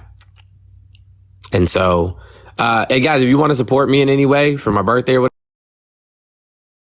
whatever, all of my pay links are in my bio. You can support me that way, or go buy my merch, or, you know what I'm saying, donate money in my name to somebody who helps unhoused or the LGBTQIA plus community. Do that. That's how you can support me. But yeah, I just wanted to, you know, send out a heartfelt thank you. That's all. Yeah, honestly, it was a no-brainer. I don't. Talking to Felice about it, talking to Jen about it, like, it was a no-brainer. I think it's. I think the way that you can create change is by standing in solidarity. So I didn't give it a second thought. Honestly, somebody told me about it in the live. I messaged you right after to give me a call. You explained it. It made perfect sense. So I don't. Look, I think the more people should do it. And I'll say to those that aren't, if there's creators in here that aren't participating, I'd ask you to change your mind. Participate. Like, we can make a change. Numbers make a difference. Number of hashtags, the less coins TikTok's getting. Like, if we make a big enough impact in that bottom, like, and they see that there was a drop in what they're making in a day, like, they might actually address the issue, and that's what we have to do. So for those content creators in here that aren't part of it, like, if you want to know more about it, contact Jones. But I'd encourage everybody to join in. The more people we get on this, the better TikTok becomes for all of us. Therefore, the better America becomes for all of us, and the closer we get to, like, having the America that we want to have. Yeah. I will not be participating in any lives whatsoever for the next 7 days that are participating in that aren't participating in the CoinCot. So well, same. I mean, I'm only here, but same. I'll make that. I'll make that same deal. I'll make the same deal. Yeah, same. I'm only here. But if I wasn't, hypothetically. Yeah. So I mean, I very rarely go on other people's lives. You have to be somebody that, like, I know and trust that will protect myself and my account for me to typically show up. So yeah. Yeah, but I do appreciate you guys. I love you dearly. Everybody stay dangerous. Make sure to drink water and say kind things about yourself. It's easier to say kind things about other people if you start with yourself. Amen. You guys enjoy your day. That's true. Thanks, Mr. Jones. Love you too. Happy birthday, my friend. Happy birthday. Thank you, Felice. Mr. Jones, always a pleasure. All Okay. right. Well, now we got to jump right back into it. Well, yeah, I know where we were, because this is important, because there's just some good things happening. You know, Matt Gaetz has done, like, dinner, like, this ethics investigation just heating up. Just want to give you a little update from CNN on how effed Matt Gaetz is. It's just, you know, karma. Sorry, buddy. Karma is a bee. John, I want to be clear. We are not talking about the woman who was still 17 when she allegedly had a sexual encounter with the congressman. We reported last week that that individual has been contacted by the committee. Now we're talking about a different woman. She's a former Capitol Hill staffer who's been linked romantically to the congressman as far back as 2017. And that time period is significant because that's when the congressman allegedly had sex with a minor. Now, this ex-girlfriend ended up really being a key witness in the federal investigation into the congressman. She was granted immunity for any criminal liability she could potentially have, and she testified before the grand jury in that investigation. But of course, the Justice Department wrapped up its probe into the congressman last year without any charges being filed. Now, this outreach is significant because it's another sign this ethics probe is expanding to include looking at potential sex trafficking, possible illicit drug use, and also these questions about whether the congressman received anything improper in terms of trips and other gifts he may have received. These are the kinds of things this ex-girlfriend was asked about in the federal investigation and may be asked about here, but she is not expected to cooperate voluntarily in the ethics probe, so it is expected they would likely have to subpoena her. She's a hostile witness.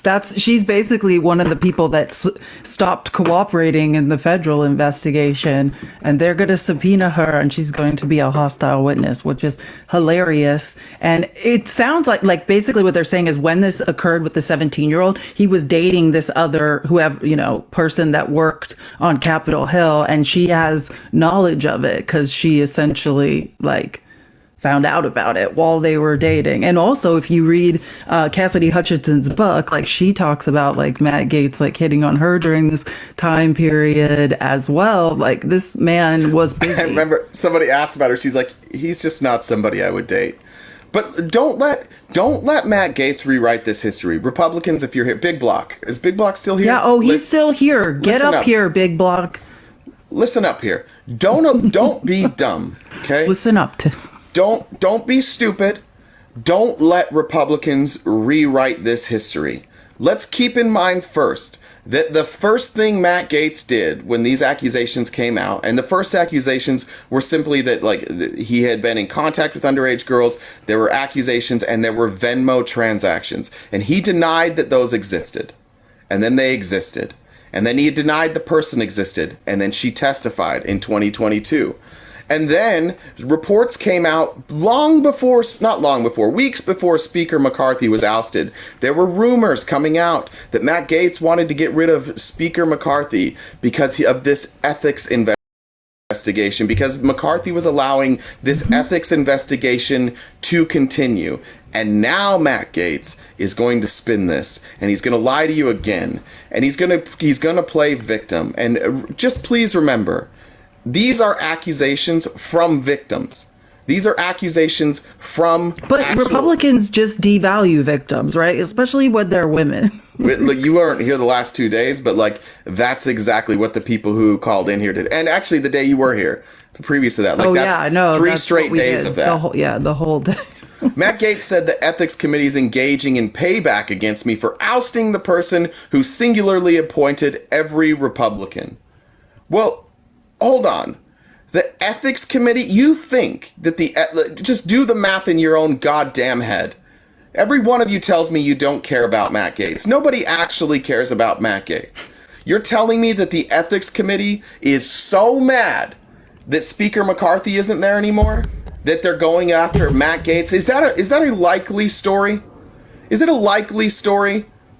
There's been the Department of Justice has investigated, the Ethics Committee has investigated it, law enforcement has investigated it. There's at least evidence that shows that he was came up out to now something. And said the truth that he's a couple days ago or something.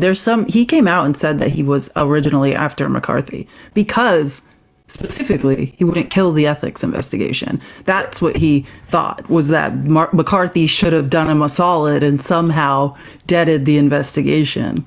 And now here's the same plea. Do you guys get tired of hearing this? I'm tired of hearing it. I'm tired of hearing it because it keeps working on you motherfuckers. I see through this sham, and the American people will too. Exposing witch hunts is kind of my thing around here. What witch hunt did Matt Gaetz expose? What has Matt Gaetz ever exposed? What is Matt Gaetz responsible for, like, undoing? Nothing. Every time Matt Gaetz gets involved, like, just remember that in the corner of George Santos stood Matt Gaetz. When George Santos was testifying and with his ethics violations, and when he was in front of Congress, there were 3 people standing behind him, and one of them was Matt Gaetz. Matt Gaetz is consistently on the side of the worst people. You know why? Because they're the only people that want to be around Matt Gaetz. His circle of influence is filled with trash. You don't see Matt Gaetz running in the circle of influence of good people. No, it's Marjorie Traylor Greene. It was Lauren Boebert. It's George Santos. It's Chip Roy. The trash of the trash. That's where he has his influence. There's a reason for that. Remember what's old I Want to Fight the Teamsters guy's name? Mark Wayne. Yeah, Mark Wayne Mulvaney. Mullen. Yeah, Mark Wayne remember Mullen. him? We want to play that clip of him being like, yeah, Matt Gaetz is dog shit. Matt Gaetz goes around and shows everybody in Congress pictures of naked girls. Yeah. Yeah. He brags about crazy. He lost his shit. Yeah, brags about railing Viagra and drinking energy drinks. Like, nobody likes this guy. He did say that. They all think he's scum. So just remember, when you guys are when you wind up defending Matt Gaetz and think that this is all another witch hunt because we just don't like you. No, we don't like criminals. We don't like predators. And you guys have a lot of predators in your midst. And you should probably at some point recognize that rather than victim blaming everybody who is a victim of these predators that you keep putting in office. It's so strange, though. Are you beginning to see the pattern that Donald Trump surrounds himself with other predators? Like, I was just looking, the funniest thing I learned yesterday, and this was just the second, like, on Twitter, learning that whatever his name is, Nauta, it's Walt Nauta, his bag man that follows him around and won't go against Trump. Do you know he left the military service, because of what? SA allegations. I didn't know that. Yeah, I just learned it yesterday. I did not know that. And then Trump whisked him away from the military to work for him, and now he's super loyal to Trump because he has nowhere else to go. Yep. Look, there's how many of those? Like, if we wanted to talk about people who all of them, Matt Schlapp, like the CPAC. I mean, the Tim Ballard guy, every single person. Matt Gaetz. Oh, it's so crazy that everyone in MAGA, they're all like, we protect women and children. Oh, except all the ones being essayed Herschel by Walker, the politicians Roy Moore. On the right. Not those women, not those children. Just the ones that aren't being attacked by our politicians. Yeah. How about Herschel Walker? Sense. Remember Donald Trump endorsing... Oh, yeah, Herschel Walker was a great one. How about Roy Moore? Remember when Donald Trump endorsed Roy Moore after the allegations came out? After. And by the way, Roy Moore would be in prison if it weren't for the statute of limitations. The evidence was overwhelming. Like, there's no question what Roy Moore did. There was no ambiguity in the charges. The evidence was there, the charges were there, but the statute of limitations expired. And just remember, like, can you, any of you Republicans or anybody here, can you picture yourself publicly going out to a microphone and endorsing somebody who you knew was a predator? Would you do that? No, you wouldn't. And most Republican presidents wouldn't have either. Bush wouldn't have done it. If McCain would have won, he wouldn't have done it. Romney wouldn't have done it. Not a single person outside of Vivek on the last Republican stage would have done it. But Trump does. Because he recognizes that in himself. And he recognizes that, politically speaking, the MAGA movement provides protection for predators. Yeah, and there's a great Daily Beast article on it. It's like Trump body man Walt Nauta is a critical figure in the Mar-a-Lago documents case. Trump only hired him after he was dismissed from the White House over SA allegations. That's so strange. It's so weird that he's so loyal to Trump, right? Like, it's delusional. Yeah, this 3 article women. was... Oh, it's 3. Okay, even. Okay, so here, weeks before Nauta, a Navy enlistee stationed in the White House Presidential Support Detail, Navy officials had escorted him off White House grounds, reassigned him to a new post, and docked his White House security clearance in response to accusations of fraternization, adultery, harassment, and other inappropriate sexual conduct, including revenge porn.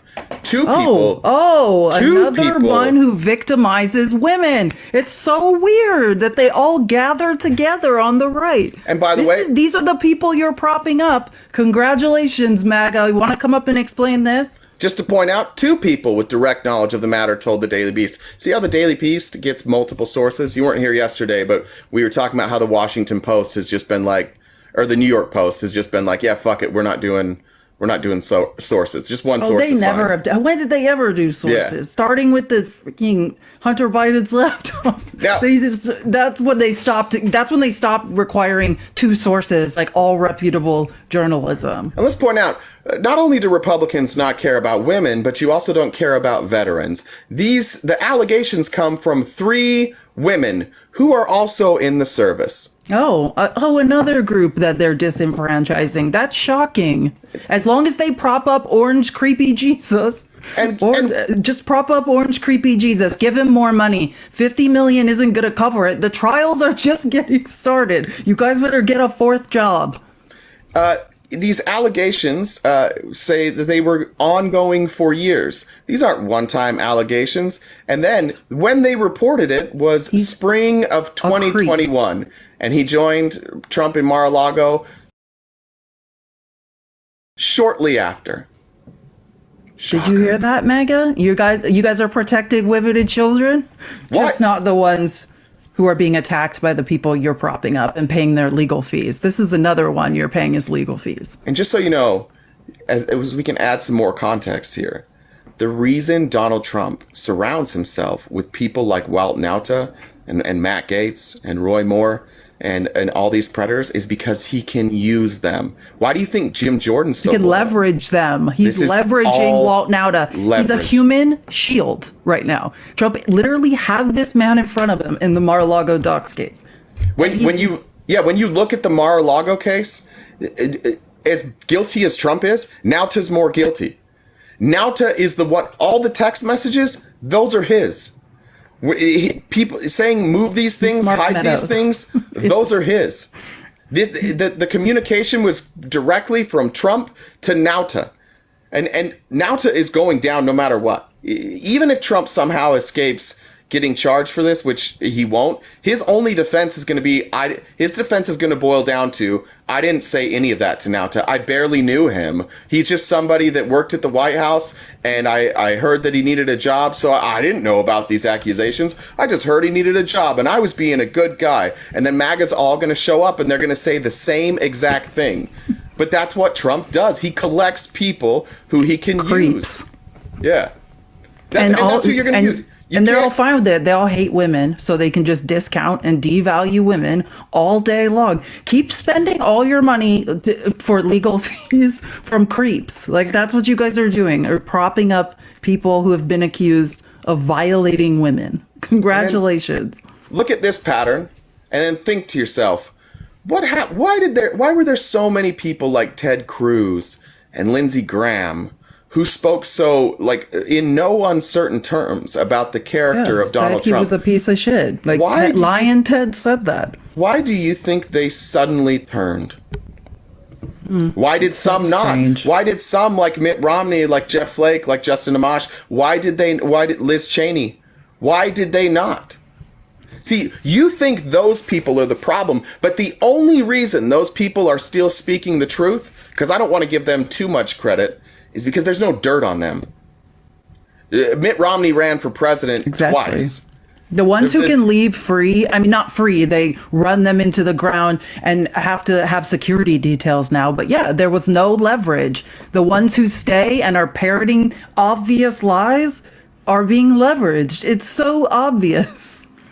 Why do you think Kevin McCarthy, after January 6th, went on TV and blasted Donald Trump, along with many others, and then 2 weeks later he was in Mar-a-Lago, and then after that they were good again? What do you think happens? Donald Trump knows the dirty politics. Donald Trump knows how Kevin McCarthy's fundraising. He knows where this dark money's coming. He knows he knows about gerrymandering. He knows about corruption in local and state governments because he tried to go through every level of the local and state governments to get elections overturned. Donald Trump is good at one thing, identifying fraudsters and then bringing them in so that he can use them. Birds of a feather. You just like, all this guy's like me. Yeah. Yeah, exactly. You guys are embarrassing. 50 million just on legal fees to a bunch of criminals. How have those Congratulations. How have those court cases played out? Has that been 50 million well spent, do you think? He spent 50 million to lose so far just around 90 million. And do we have a judgment yet in the New York case? No, in Engeren's case? Yeah. Not yet. Not no, yet. But it should be expected soon, right? He Right. said end of January, early February. So we're like at any minute here. We're likely going to be just short of $500 million that he's lost. And let's not forget that, like, what's happening in the New York civil fraud case is that what's coming out is more crimes, more tax evasion crimes. We now see that he's had a $48 million loan on the books that didn't exist. Look, he's been evading taxes for years, and now it's being caught up. He's getting caught up in the financial documents and losing his mind. Like, I don't know if you saw, but Alan Weisselberg is his most loyal lieutenant, CFO that won't turn on him, is negotiating a perjury plea because he perjured himself while being interviewed in multiple cases, and now is negotiating a perjury plea. And it remains to be seen how much that will F Donald Trump, or if he'll become, a more cooperative witness. But yeah, like, he's going down again for Donald Trump. Well, he's getting paid, this is the man, the CFO. This is the one who knows pretty much everything. I thought you were saying I thought you were saying Trump being more cooperative. Yeah, no, Weisselberg. No, I'm just talking about Weisselberg. Okay. Like, he went to jail for 100 days. This is the other person that was jailed for Donald Trump besides Michael Cohen. He went to jail for 100 days and did not flip on Trump. And now he's negotiating a plea because it's come out that he has perjured himself. Well, which is what happened to Michael Cohen. And because of these what do we call them? Verdicts. I don't know. What do you call it in a civil? Is it still called a verdict in a civil trial? It's a verdict. Because of these verdicts and because the writing is on the wall, like, there's nothing left for Weisselberg. Like, Donald Trump's not going to be able to take care of him. He's likely also not going to be president, so he's not going to have money to pay Weisselberg. Weisselberg has a family. Weisselberg's health. I don't know what he has. Is he doing cancer treatment right now? So I saw that on Twitter, but I'm not sure. I know that his head is completely hairless and he was wearing a mask, so I'm not sure. But I think Weisselberg's looking at okay, well, can I leave my family anything? And he sees the writing on the wall. Everybody does. Like, the rats are leaving the ship. They're fleeing. The water's coming in. They're flinging themselves into the water. The rats are on their way out, and it's just going to be Donald Trump, Nauta, and David sitting in the icy cold water, holding on to a door, and Trump will just push them both off and watch them sink to the bottom and tell him he'll never forget them, but he will. Should I invite David? Sure. Real quick, Alan, Norma, Jennifer, Georgie, Kimberly, Julie, Tiffany, Lindsay, and Katrina all sent gifts through either Cash App or Venmo. Thank you guys very much. You guys are being overly Thank you guys generous so today, much. That's honestly amazing. Yeah, and we can also tap the screen. Let's get to 200K. Let's keep those fingers working. And let's see, what should we talk? Oh my God. Should we go on to Taylor Swift derangement syndrome?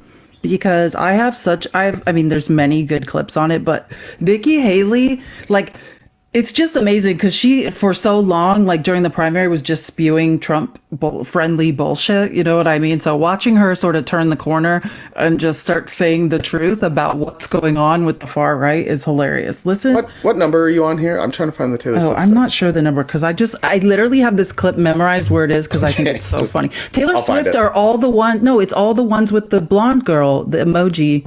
Got it now. Yeah. Thank you.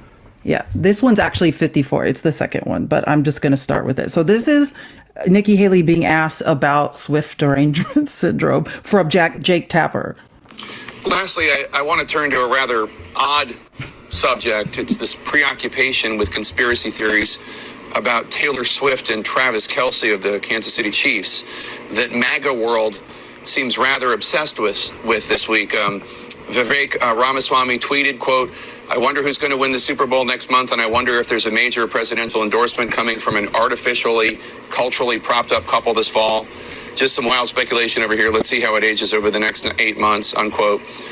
Trump's attorney, Alina Habba, reposted a meme on her Instagram that says, "Who thinks this country needs a lot more women like Alina Habba and a lot less like Taylor Swift?" No one. The Trump campaign has actually commented on this and indulged this thing. What do you make of it?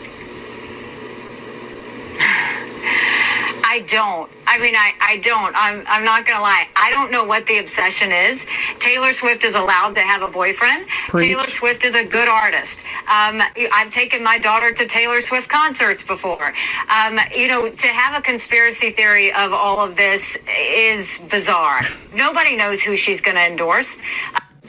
Thank you, Nikki, for just saying the logical truth about the whole thing. Except for the part where at the end she said, nobody knows who she's going to endorse. We know. Oh, yeah, we know. Yeah. Travel Case said that she endorsed Biden last election. I didn't know that. I don't know. I'm guessing that's true because Travel Casey doesn't say things without fact checking them. I was unaware of that, but. And now I have a big surprise for all of you. If you.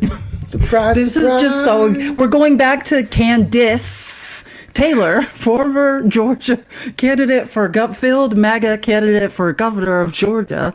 Well, this is insane. So this is Ron Filikowski posted this, and he's like, naturally, I share the opinion that it was hatred of Marsha Blackburn that drove Taylor Swift into casting spells and witchcraft. Happened to me too, which is true. The MAGA's driven us all to witchcraft at this point, but listen to what Candice Taylor wrote and why he's saying that. Taylor Swift grew up in church. She has publicly claimed to be a Christian as recent as the interview she did while having a proverbial meltdown about not voting for Marsha Blackburn and justifying going against her conservative parents. What? I've watched her slip further and further into the secular immorality of the music industry. Nothing is ever enough. Not enough awards, not enough risque songs, not enough shock, not enough money. Witchcraft and Satan await. She's embracing them both in her encouragement of casting spells to her fans. What the is she talking about? The only thing that will fill the void Taylor has is the only reason she is gifted and famous, Jesus Christ. I love her. I've been praying for her conviction and repentance, says the flat earther. Like, please, somebody make this stop. They're so dumb. Like, guys, this is not a battle of like one of the people you missed when you were gone. Was I forget his name, but like we wound up down the conspiracy rabbit hole of the Masons, and then it ended with them saying like Hollywood is satanic, and me like trying to explain, like asking who Satan is. Stop doing weird shit though. Like, can you guys? Did you get quieter? Redder? Quieter. I don't know. Maybe. I think just talking to the mic a little bit. There we go. Either way, stop being weird. Stop thinking that like because somebody goes to church that they're as goddamn stupid as you. See, you went to church and you learned all about how like it was more difficult for a camel to fit through an eye of a needle than for a rich man to get into heaven. You saw stories about giving away your wealth and taking care of the needy and turning the other cheek and treating others how you're supposed to be treated. And then you left church and you're like, Donald Trump, that's the fucking guy. Yeah, that's what I learned at church. Like, you guys are the ones. It's you. Like, she's a good Christian. She's the type of Christian that's like, I'm a Christian. I have like Tennessee values. And despite her being a Christian, she doesn't demand that everybody else be a Christian. She doesn't demand that her Christian values be front and center. She doesn't tie her Christianity to Joe Biden or against Marsha Blackburn. She's simply just saying like, I'm a Christian. My values are that like we treat everybody kindly. That's what she's saying. But old Candice, DISS is super. She's out of her mind. Yeah, it makes sense. But stop being weird, guys. Could you just, for like a minute? No, they can't. They cannot. Just don't stop ask. it. They cannot. This is. Do you know who Ann Vanderstill is? That sounds familiar. It doesn't. I don't know. Like off the top of my head. She's a Candice type person, but like these are okay. Like this tweet has 10,000. Clandis, yeah. This has 10,000 retweets. This breaking. America no longer has a president. Emperor Biden the first. Oh dear Lord. Emperor Biden the first has decided that he is going to change the racial and socioeconomic makeup of his country, not our country, his country, because that's what a dictator can do that a president can't. He's the president. Projection. Yeah. You're talking about Donald Trump, right? Yeah, make unilateral decisions that cannot be stopped. Like this is literally that's what Project 2025 Donald is. Trump, she said, like, change the racial makeup. Like, he's the one that said he's going to mass deport 10 million people. Like, what are you talking about? You must be talking about your candidate. You simply must be, or you're delusional. Those are the choices. But this is what's really difficult, is that as much as we can make fun of these people, these are real people, and they share the ideology of other people. I won't read the whole thing, but she says that, like, this is something that is being repeated everywhere. Illegals get everything for free that we have to earn and pay for. What? What the fuck are you talking about? Yeah, not true. What? Like, honestly, what are you saying that they're getting for free? By the way, if you go down to the border and you go to Mexico and you come back across the border and you don't have any documentation, you left your passport at home and you have no ability to prove that you're an American citizen, you know what's going to happen? You're going to get a case number. You're going to have to figure out how to prove you're an American citizen.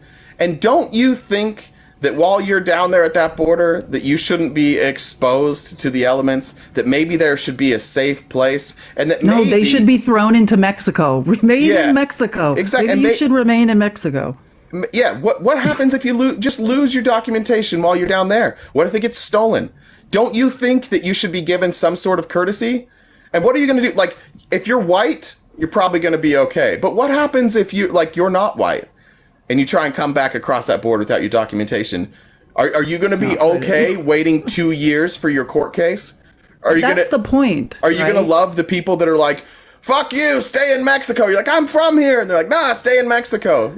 Yeah. Yeah, it's like Ilhan Omar, a U.S. citizen for 24 years, but can't be acknowledged as one. Like, if you're brown or black, you're not acknowledged as a U.S. citizen by MAGA. And that's the point, right? Is like...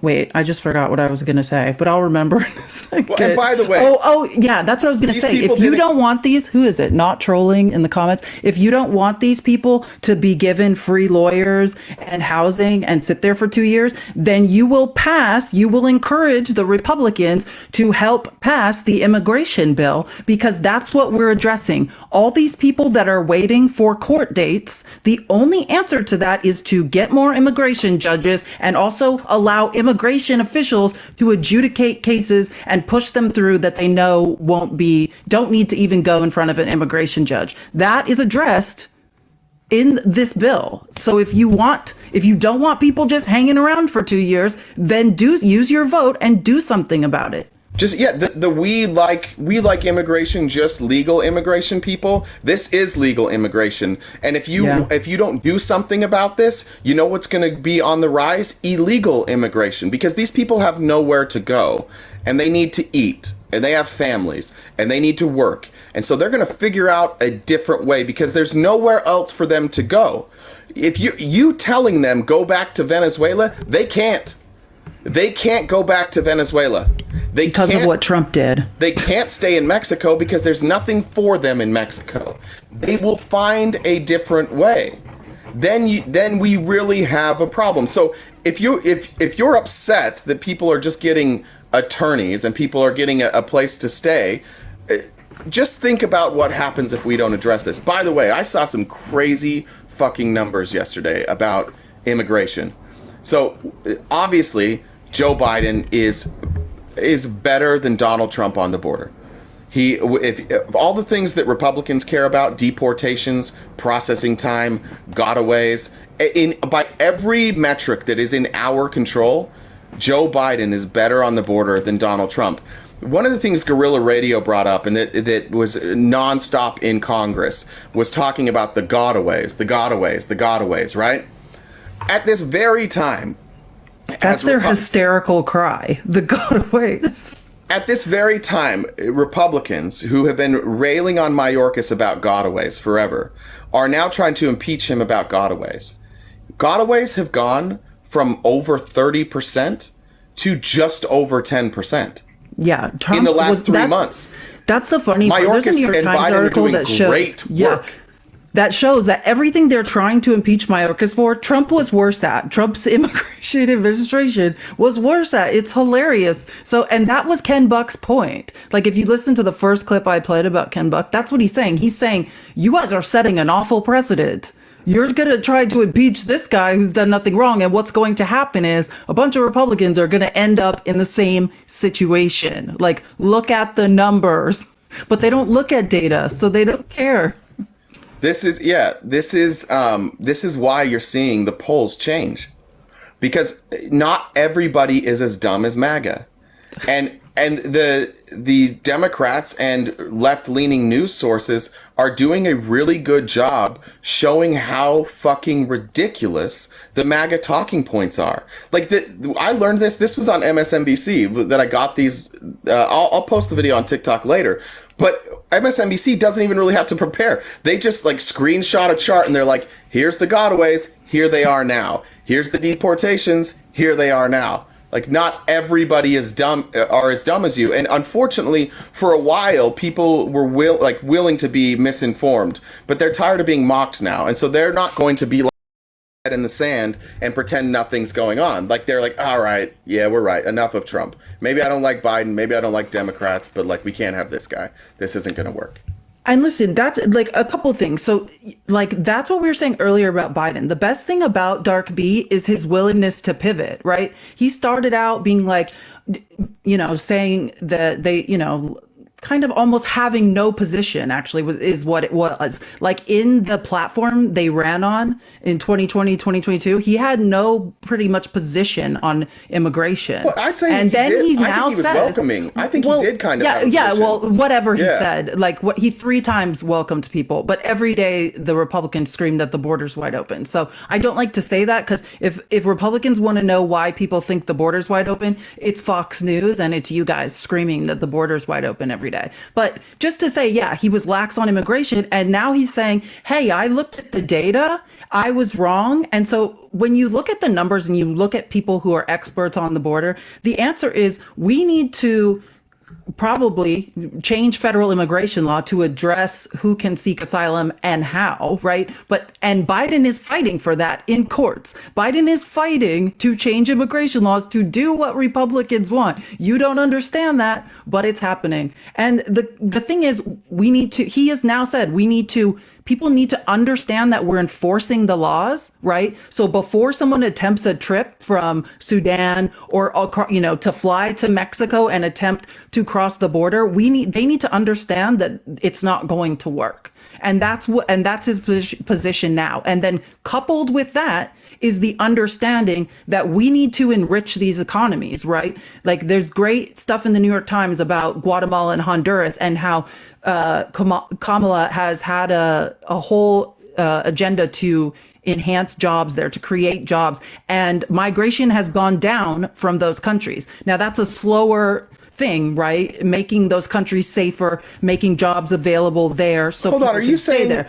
I'm saying that we need to do both. We need to enforce we need to enforce the border, and we need to couple that we can't do two things. Making it safer. What we need Who's to do, calling me naive? Please don't. We need to do yourself. 0 things.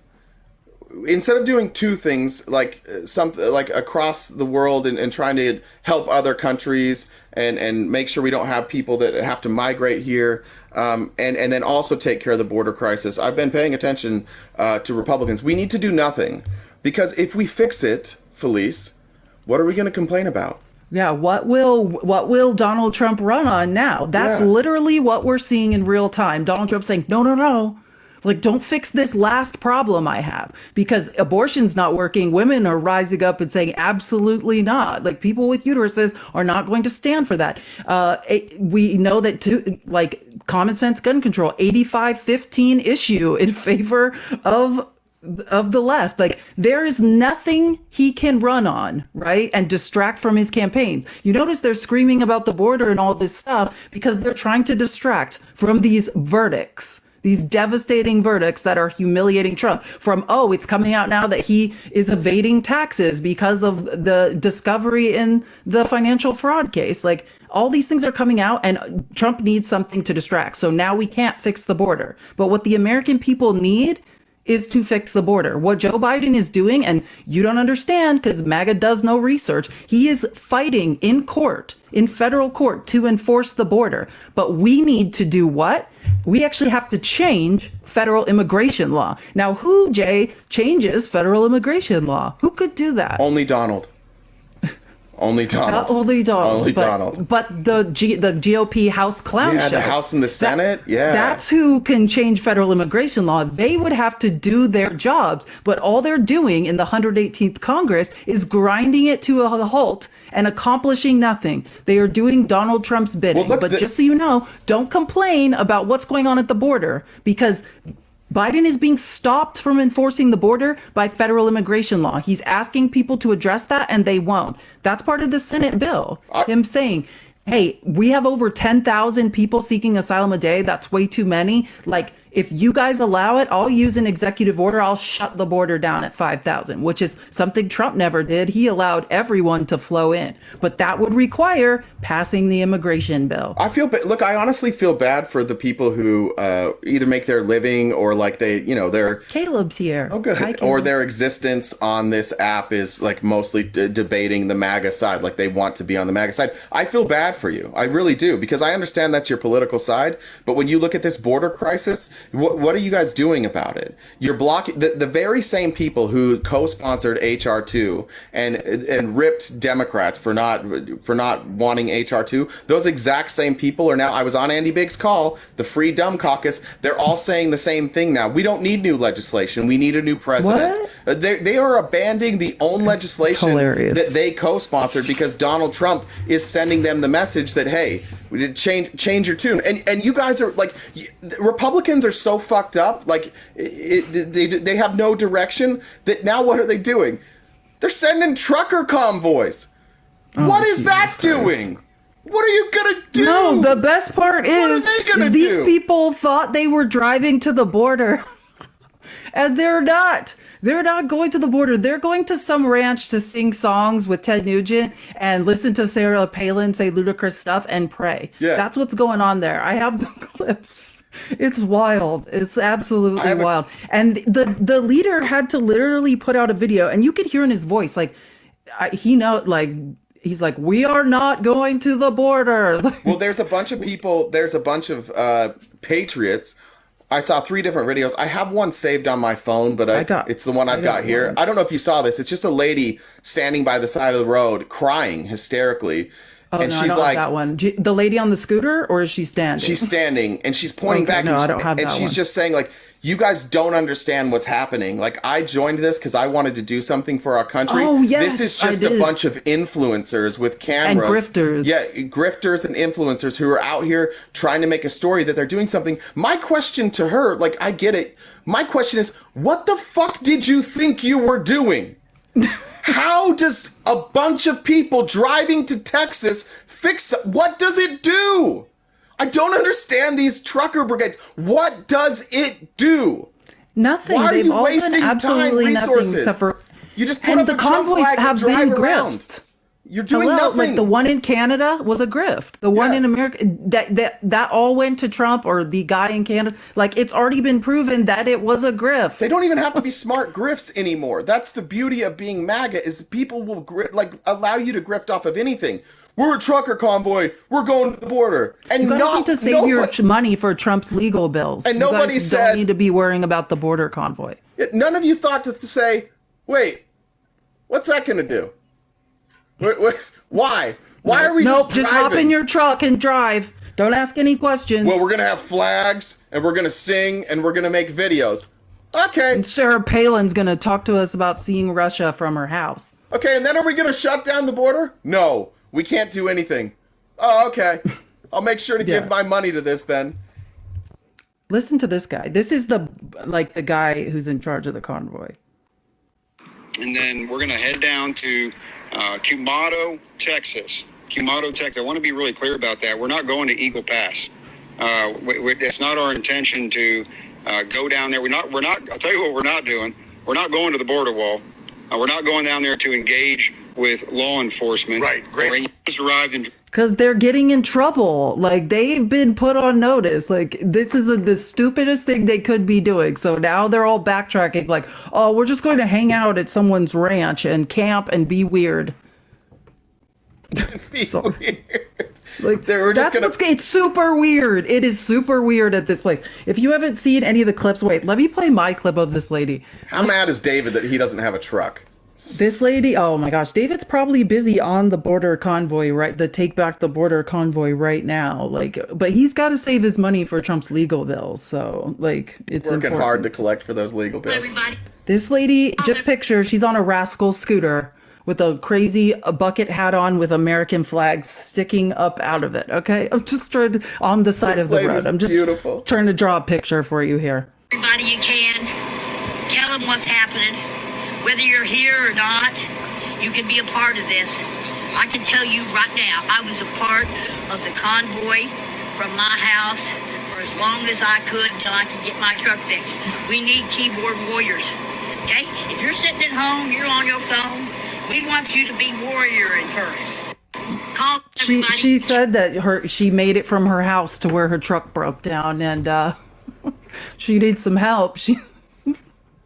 Yeah, can you play the first? But when she says keyboard warriors, like, that's literally what it is. And that other woman who was saying it's a grift is saying this is just influencers, like, meeting in a place, making content, and they just want people to push that content out. Like, it's not an actual movement. They're not doing anything. Can you play that clip of that person who I don't remember their name, but they are very articulate in explaining the plan and how it's gonna, like, what it's gonna do particularly, and how it's gonna. Oh, I don't have. Oh, it doesn't exist. Oh yeah, I remember. I just made that whole goddamn thing up. I never happened to see that one. The song in my research of the Take Back the Border convoy. You ever heard a song that really impacted, like, as you heard it, you're like, this is the truest thing I've ever heard. Like, it emotionally, whatever. Like the lyrics just rang so true. Like, there's that song you sent me that you said you listened to when you cry. That one's brutal. That one. The one that gets me every time, the one that every time it comes on, I'm like, this is so true, is that I don't know who sings it, but it goes, Republicans are fucking dumb. Republicans, like, it's the people use it in their background. Guys, this is so dumb. This is one of the dumbest things so I've done yet. Stupid, and it's on TV. Like, look at this. It's the American Patriots. Is that what you think? Someone said they only raised $130,000. Yeah, that's not going to cover the gas. Or anything. Is this patriotism? Look at the flags. Do the flags, or is it American flags? Is it just all American flags? No, it's like mostly Trump. Lock her up. Like, it's just a bunch of angry people who are so misinformed and so desperate and can't figure out why things aren't going their way. They can't figure out, like, why they keep losing elections. They can't figure out why Donald Trump keeps getting in legal trouble. They can't address reality that, like, oh, you fucked up. You put everything you own and your heart and soul into, like, a grifter who's also not that bright. They can't do that, so they're just like, oh, well, what's next? And somebody's like, we should drive around with flags. That'll show everybody. But nobody is seeing the convoy and going, yep. Everybody thinks it's fucking weird. It's like when I was a Mormon missionary, I thought I put on the tag, the suit, I knock on doors, and people will be like, oh, I've been waiting for this my whole life. That was it. No. People are not waiting for it. Get the fuck out of here. Like, nobody is viewing this from a bipartisan or a nonpartisan lens and going, that's beautiful. They're really accomplishing something. During their, like, rock concert with, like, Ted Nugent and just weird people. It's like anyone who has a guitar can just be a singer at this concert. Like people are just like, I brought my banjo, like I'm getting up there. And like he said lots of empty seats at the Border Truckers Convoys rock concert at Camp Jonestown. It is Camp Jonestown. Like bring out the Kool-Aid. That's the last step that's left with these people. Discord is telling me that the leader of the convoy claims to be a United States veteran, which he's lying about. So that the leader of the convoy is Stolen Valor. Yeah. Cool. That tracks for Trump MAGA people that they support. Congratulations. That other guy that Trump supported for representative in Ohio that lost, remember Majewski? I don't remember his first name, but Majewski, he was also completely lied about military service. And Trump continued to back him through the entire thing. And why do they lie about that? Because Republicans, just like if you say I'm Christian and I'm former military and I'm a conservative, it's enough for them. You don't have to say other things. Like just being that, like that's good enough. That's all they care about. Say that you love Trump, and then they get to defend you blindly now because you say you're in the military. That grift only, like nobody would lie about being in the military if it didn't get them something. In the Republican Party, that gets you something. 100%. Well, and also I just want to say I don't blame any of these people for making up these lies. It's not their fault because it's like, look who the Republican Party, look who MAGA props up, like an absolute pathological liar. So do I blame George Santos for saying, oh, look, the president of the United States is a liar who tried to do a coup? Like, I haven't done anything that bad. Like, why am I in trouble? Like, it's an absolutely great argument. Like, when their leader is the criminal of all criminals, like, how can we blame any of these people for being like, I'm just doing what the guy you want to be president is doing? What's the problem? The problem is you don't have the cult following. That's the problem. Yes, exactly. Okay, guys, let's tap the screen. Let's invite some Republicans. Republicans, if you're in the chat, we would love to talk to someone before this live ends. And also, if you've noticed, you can't give us gifts. We're participating in CoinCot, which we're boycotting gifts from February 2nd through February 9th in solidarity with BIPOC creators. So if you would like to gift us, please use Venmo or Cash App. That will go to both of us and we will split it. I get 51% and Jay gets 49%. So that's true. Thank you for the gifts from Katrina, Lindsay, Tiffany, Miss Julie, Kimberly, and Katrina. And Miss Julie added the message, I'll be back, bitches. You miss me yet? So I just want to throw Is she on vacay? Is it Key West? She's in Key West. Love it for her. Love it for you, girl. And then also to Rich, Georgie, Jennifer, Norma, and Alan. Thank you guys so much. Thank you guys so much. 99 to Anywho, well, and if you add a message when you donate, I will read it as long as it's something that won't get our live taken down. Yeah, not obscene is what we're looking for. Okay, really quick before we can go on with whatever we're doing. I just need one more thing. One more thing, because somebody asked about PayPal. I don't have PayPal up here, but there is PayPal. The tip jar thing is in my link in the bio. So if you want to do that, you can do PayPal. Sorry. And what I was going to say is we're just going to have a little Jasmine Crockett moment. Everyone loves a Jasmine Crockett moment, representative from Dallas. She just said something in a hearing yesterday that I think we all needed to hear. And it's just when clarification is made, I'll probably keep this video forever and just whip it out in lives. Cause this is something we all need to use in lives. Listen to what she said in this hearing. Somebody clipped Felice saying she's going to whip it out in lives. I'm going to go to the end real quick. Because I know that was brought up. Critical race theory, is that typically taught K through 12? Yes or no? No. Okay. All right. So we can stop with the nonsense because K through 12 was not teaching critical race theory, at least in this country. I can't talk about what happens in other countries, but in our country, K through 12 is not learning critical race theory, just for those that are unfamiliar. I love it. Just please, can we just put this on an ad and just play it? That's the problem. Critical race theory, the actual theory, right, is obviously a college level class, but the idea of using critical race theory, actually examining things critically through a racial lens. Like, we already do that in schools. So the theory itself, which of course we're not covering theories K through 12 in general. Like, you're not doing that, but examining things critically through a racial lens, like, we do that. But the problem is that Republicans don't even want to do that. Like, their argument isn't actually against CRT because none of them know what it is.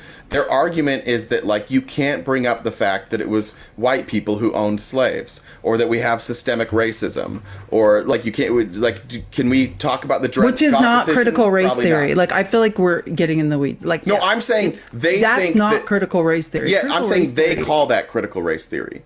Like, yeah, because they don't know what it is. But the real bottom line is always that critical race theory is not taught in K through 12. Just as a teacher, there's curriculum. Teachers don't show up and decide like what they're going to teach. Like, there's lessons pre-written out for them. Critical race theory is not being taught. Critical race theory is the study of systemic connections, right? Like, that it has nothing to do, believe me, we're not teaching any of that in high school history. especially not in red states. They have a hard enough time. God, no. reading. I mean, we're not teaching. We're barely we're failing. We're barely teaching kids anything. Like, we're still teaching that, like, Thanksgiving was a good time. Like, we have no interest in teaching anyone the truth still. All right, what's next? I don't know, but I was really hoping. I mean, there's a million things that are next. We need to go back to Taylor Swift derangement syndrome, because we kind of went on a fun tangent, but like, I just want to read this Adam Kinzinger tweet about it, because he really said it. Could you imagine seething with outrage about Taylor Swift and so angry? Good Lord, take a walk and chill. Fox News is killing your quality of life. You're 70 years old. You have 10 years left. Enjoy your family and life. Like, please, you don't even know who Taylor Swift is, but she's ruining your life. Like, it's so embarrassing. Well, ironic, right? A lot of irony. When Colin Kaepernick took a knee, when people wore the I Can't Breathe shirts, when the NBA wore Black Lives Matter, what was the argument? Keep your politics out of our sports. Now, Taylor Swift did not bring politics into sports. She didn't. Taylor Swift is at these events, not speaking, not wearing apparel that is like, that supports her stance. She's in her boyfriend's jersey, watching her boyfriend play football. What you guys are upset about is that Taylor Swift doesn't like your politics. I just want to remind you that she is not making anything political. She has done nothing. You are just outraged. You're very upset that this person doesn't like Donald Trump, and you don't think anybody should ever be on camera if they have said bad things about Donald Trump. That's what this is. She's not doing anything. She has done nothing. That video is like 2 years old. Well, wait, I'm going to explain it, because this is a psychological phenomenon. Do you know who James Carville is? Yes, I do. He's one of the most famous, like, political strategists of all time, like, full-on genius. Went to LSU, like, Louisiana native. Like, he said it best. Like, this is exactly what I'm saying. Like, it's the impotence of Republican men. Like, that is what the problem is. Prepare to laugh. I bet on the Ravens. I wish she would have broken up with him before the guy killed me. They had like 11 receptions. Just now, the other thing I saw before I came in here, they're claiming that she and the Trump's buffonic attorney, I know whatever her name is, that she's also a deep state plant. I don't know, but apparently this Kelsey is a really good football player. Apparently Miss Swift makes him a better one. If you're Donald Trump or part of the far right and you're having trouble with women voters, is there a worse strategy than attacking Taylor Swift? I don't think there's anything strategic about this. I think most of these people are sexually inadequate, and they go for all this crazy stuff. And I don't think there's nothing strategic about something that stupid. It's just real stupidity to believe something like that. And she seems to me, I'm not very familiar with her generation. She seems like a really nice person, kind of well raised, and gives people at work for like $100,000 bonuses. What's there not to like about Miss Swift? I have no idea. I don't get the memo. Do you think it'll blow up in their face? If all this stuff hadn't blown up yet, I don't know if their face is blown up, but it's massively entertaining to watch people this stupid go public. And I can't, honestly, I can't get enough of it. I mean, come on, you can't be that dumb, can you? Well, they're there for you. It seems like that these outlets are there for you, James, to entertain you. So I love James Carville. He's truly amazing. If you don't follow him, I recommend it because it's hilarious. He's another. It's the point. Like psychologically, Freud would say that like these men are sexually inadequate. That's why they're attacking her, because they feel insecure in her presence. And it makes them feel insecure that someone so good at football and stuff has allied with her. And that makes them more insecure. And it makes them more insecure that, oh, wait, as a result of allying himself with Taylor Swift, he's actually doing better than he was doing in the NFL. That makes them more insecure. Well, but the story, you're insecure. The story first was like that when he started dating, it made him play worse. So that was the first thing, like, go woke, go broke, right? They're like, oh, when you go woke, you play worse. Well, and now he's setting records. And now what do you say? Like, you just pretend it's not happening, right? He just beat Jerry Rice. Like, it's so embarrassing for you. If you were secure, right, as a Division I athlete, I'm secure enough to say, Travis Kelce has some of the best feet I've ever seen. Like, he's unbelievable. And he combines that with intelligence. Like, and it's the perfect storm. I can say that because I'm secure. I can recognize Taylor Swift is unbelievably talented and has garnered hundreds of millions of followers. And that's okay. That doesn't make me feel insecure. It's okay if Taylor Swift isn't going to vote for Orange Jesus, known criminal. Like, that's okay. But you guys get insecure. So then we have these bullshit boycotts that mean nothing and accomplish nothing. Well, trying to get into that head. Like, this is why I saw that Gorilla was in here. And Gorilla, since you can't talk right now, listen. What you're feeling is confusion. It's not necessarily insecurity. Like, you can't figure out what it is that the rest of the world has figured out. In that, like, this is a group of people, this MAGA group, that insulates themselves and demands that you insulate yourself and demonizes anybody outside of the group. And so when people say things that are true, if it's said from somebody who is outside of the group, your knee-jerk reaction is to believe it's not true. You no longer have a filter of figuring out what's true and what's not. That's why you're all so fucking confused. That's why every time new charges come out about Trump, or why every time he loses a civil case, you have to say, like, it was, it's just everybody, like, everybody's against us. It's because you're confused. You're legitimately not living in reality anymore. You live in an alternate reality where the facts are dictated by one person. That's why people are getting so mad. That's why you see people having mental breakdowns about this. That's why you have people screaming about, like, the whole system now being corrupt. It's because you've insulated yourself so much that reality seems like a distant. Well, I guess reality seems like an alternate reality. It seems like something that's not true. But it's you. It's you guys. You're the ones, because everybody that can look at it from an outsider's view, from a non-political lens, they see it for what it is. And at some point, you've got to recognize that. Or drink the Kool-Aid. Yeah, and there's a good MAGA, like, this is for you, Gorilla, if you really want to figure out, like, the psychology behind what your problem with Taylor Swift is. There's a great Politico article. It's called MAGA World is About to Meet Taylor Swift's Fandom. It Won't Go Well. And yeah, because if you know anything about the Swifties, like, even like BTS can't take down the Swifties. But these people have no idea. So there are, like, college professors. There's a University of Kansas professor that's interviewed in this article who basically, like, they study the social media phenomenon of people, like, fandoms. And one they're studying is the Swifties. And it's really interesting because, like, let's see, like the Swiftie fan is arguably the most immersive and intensive fandom in the US right now, Donovan said, and to anger them is just political folly. They are a political force that I don't think anyone should really mess with.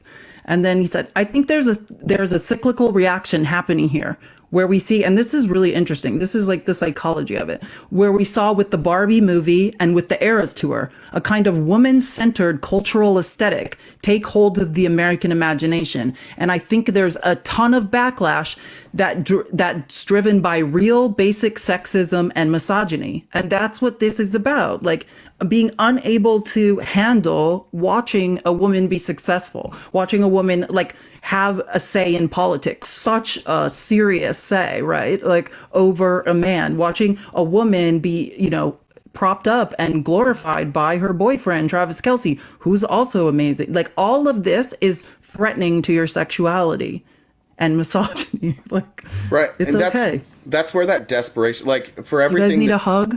Yeah, and everybody wants to attach stars, right? Everybody loves when there's a star that's attached to their name, which is why, in all fairness, we all love Taylor Swift.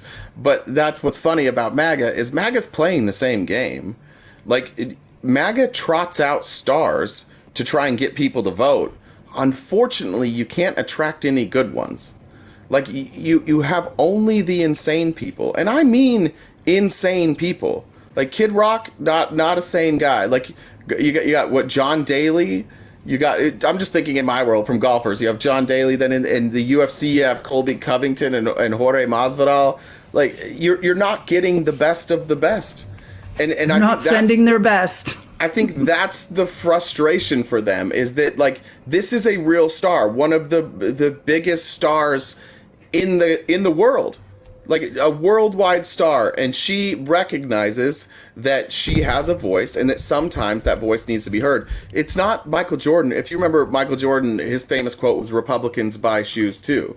Like it does take courage to stand out. This has, I'm sure there are people, not a lot, but I'm sure there are Taylor Swift fans who have abandoned her because of this view. Like, and I'm sure the amount of threats on her life have increased and well, yeah, women need to be abandoned when they give an opinion. That's what we've learned from this, is when women dare to give opinions and think thoughts, then let's blacklist them. Like, how dare a blonde heteronormative woman not be on the side of MAGA Republicans? Let's cancel her. It's delusion. Like, this is such an interesting article. Like, and it talks about the history of Taylor Swift and how, if you go back 10 to 12 years, her main critics were actually coming from the left. And there was a feminist discourse that argued she was too heteronormative, that she is supporting the patriarchy by writing these love songs with straightforward boy meets girl, happily ever after kind of narrative.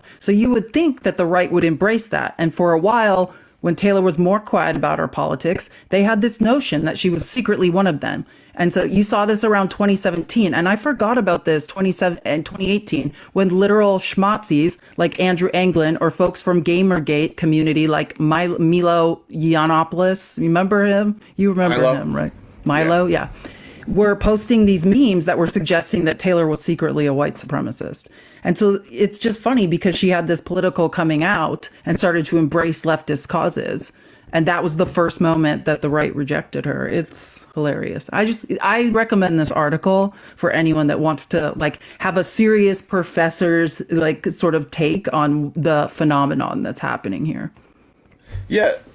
I don't know how much to add to that. I just, again, Republicans, you don't care about women. You don't care about smearing. Like, all that happened is Taylor Swift showed up at a football game. And then because she's Taylor Swift, and because the people at Fox and the people at CBS and the NFL all want to make money, they put the star on TV. If you've watched any other football game and there's a star in the house, they show them. Taylor Swift just happens to be like a star among stars. So it makes sense for them. I saw a tweet saying that Taylor Swift has given the Chiefs the equivalent of like $330 million. That's what she has brought to that organization because of the exposure. So increased ad revenue, jersey sales, ticket prices, season ticket prices, just value, the growth of the value of the team itself. Like Taylor Swift, the players on the team who have been seen with her, who then can like increase their own public profiles. She's brought $331 million of value to that organization, which is kind of gross when you think about Just for hanging out. Just for showing up to be with her boyfriend. Yeah. And you know what it's also done? And don't while you call everybody else grifters, while you point to the NFL and you point to the Chiefs and you point to Travis Kelce and you point to Taylor Swift and you call them grifters, remember that that's what the right's doing. They're obsessed with her. You know why they're obsessed with her? You know why Fox News won't stop covering her? One, because they're crazy, but two, because it gets clicks. It gets views. They are grifting off their hatred. So who's worse in this scenario? Taylor Swift, who showed up to support her boyfriend, and the people around her and her boyfriend who used her being there to make money, or is it the people that are upset with her supporting her boyfriend because she doesn't share their beliefs? Which one's more harmful? Which one is more gross? You're being grifted by that. The rage clicks. You are literally in real time when you're clicking on this stuff. Again, being grifted. Like, let's count the ways that you are grifted daily. How about all of these Republicans who go on Twitter, the Republican like senators and Congress people who go on Twitter and bash Taylor Swift and then send out fundraising emails linked with it. I hate Taylor Swift. Send me $20. You're embarrassing. Yeah. Like, is there anything more embarrassing than like, oh, Taylor Swift's mean, like, send me money? Like, it's just shameful at this point. And it's just so funny. Like, the other thing that's really funny is how they really are. Like, I thought it was a joke when they were like, oh, but we have Kid Rock. But they're not kidding about that. Like, that's a Jesse dead Waters serious said thing. He said it. I'd rather have Kid Rock than Taylor Swift. Okay. Well, and then there's also like Trump sent out an invitation, like it's $1,000 a person, this reception, that's just for the reception, then $6,600 per person for VIP reception at VIP seating, and then it's $23,200 for a photo opportunity. Grifterton for a photo opportunity, VIP session. And no, so just wait. How much? Yeah, this is not a joke. $23,200 for just the same thing that you're getting for $6,600, but then for the photo opportunity. Photo opportunity, VIP reception, VIP seating during performance. $23,000. So the difference between $6,600 and $23,200 is you get a photo opportunity. And this reception, like what's highlighted, Donald Trump's name is obvious. Donald J. Trump is the biggest thing on the page. But this like second biggest thing is Kid Rock's name.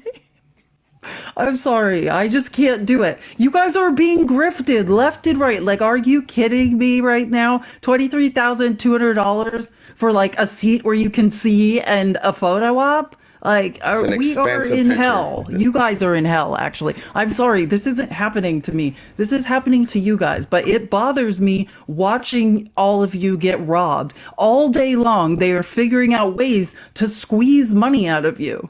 That's all that happens. Listen, if you pay me $30,000, I'll get in a suit, shit my pants, and stand next to you while we take a picture. Like, I'll do it for half. Will you paint yourself orange? Yeah, I'll do it for half. I'll do it. What's that? And play the guitar like Kid Rock. $11,500. I'll shit my pants, paint my face orange, and take a picture with you. I'll do it. And I'll be Alina Hoppe. Yeah. And I'll just yell like psychotic things that make no sense. We're looking forward. Yeah. So they're serious. They think that Kid Rock. Now, let's say Taylor Swift was on that invitation. Maybe the prices make more sense at that point. But like, nobody gives an F about Donald Trump and giving him more money. And no one certainly cares about Kid Rock. Like, the delusions of these people. What if Taylor Swift said, I'm going to a Joe Biden rally? Like, I'm just going to play at a Joe Biden. Like, you understand that they would have to get an arena, like an NFL Joe Biden rally. Yeah, like you would sell out the Cardinal Stadium in Glendale. It would be packed. Like, Biden could actually sell a stadium. There's no amount of there's no amount of stars Donald Trump could bring in to attract that many people. And I really hope they do it, or just bring Joe Biden up at a concert. Like, if Joe Biden starts hanging out with stars and draws crowds that are bigger than Trump, Trump will lose his goddamn mind. It will be the end of Donald Trump. That's the last thing he has over Joe Biden, is that he has a bigger crowd. So if Joe Biden starts bringing in people like Taylor Swift, like, Trump will lose it. It won't do anything for the election probably, but Trump will absolutely lose his mind. Let's start a petition. Absolutely. Can you imagine? MAGA would be like picketing outside embarrassingly. Like, it would be amazing. But yeah, you guys can go see Kid Rock for $23,200 if you want a photo with Trump. Like, that's the trucker convoy would show Maybe up. It'll be both of them. Maybe it'll be you in between Kid Rock and Donald Trump. But it's just $23,200 for that opportunity. Makes perfect sense, because you guys don't mean anything unless they are milking you for money. Like, it's absolutely disgusting. Okay, now we have to tap the screen. We're not judging anybody who milks for money, just to be clear on that. Yes, that's okay. Yeah, tap the screen. Let's get to 280K. Again, we're supporting CoinCot for we're supporting BIPOC creators in boycotting gifts this week. So if you want to gift us, please use this Venmo or the Cash App, and we will be splitting it. So you essentially are gifting both of us. Thank you to Anthony. Amber says she sent money for whipping it out, and yes. And Anthony again. Anthony wants to make sure that she knows that I know that the only reason that money was sent was because it's being shared with you. Anthony, thank you. And then from Casey, Kimberly, and Kathy again, thank you guys so much. This is you guys are being incredibly generous. Oh, Thank just a number asked, Felice, are you working with Jay this weekend? We paid him 500,000 likes. So what is going on? What's the story with this weekend? Are we going live? Oh, look, yeah. First of all, I underestimated the tapping of our, how much these people could tap a screen. And I forgot, because I'm like, I don't think anybody really cares that much if we go live. But I think what I did is I was like, I'll do something. I think they just wanted me to do something. They like controlling me. I think that's what this is about. No, well, I also think like weekend lives are cool though, because it's more like, like you see us more unhinged. Like, definitely, You may see it. It's a different side of us at night. I think like you're a different person after 9 p.m. Yeah, so tonight I will be live. I'm going to imagine somewhere around 7 Pacific time. I do need to spend some time with my daughter. Tomorrow I'm taking her to a festival. So I think I'm going to do Friday night and Saturday night around 7 Pacific tonight. And on Saturday night, probably closer to like 6 Pacific. I will let the Discord know when I'm going live. So if you're not in the Discord, make sure you get an invite to the Discord. I'll let you know when I'm going live. And then Felice, she didn't make the deal, so I'm not saying she has to come, but it'll be great to have you there.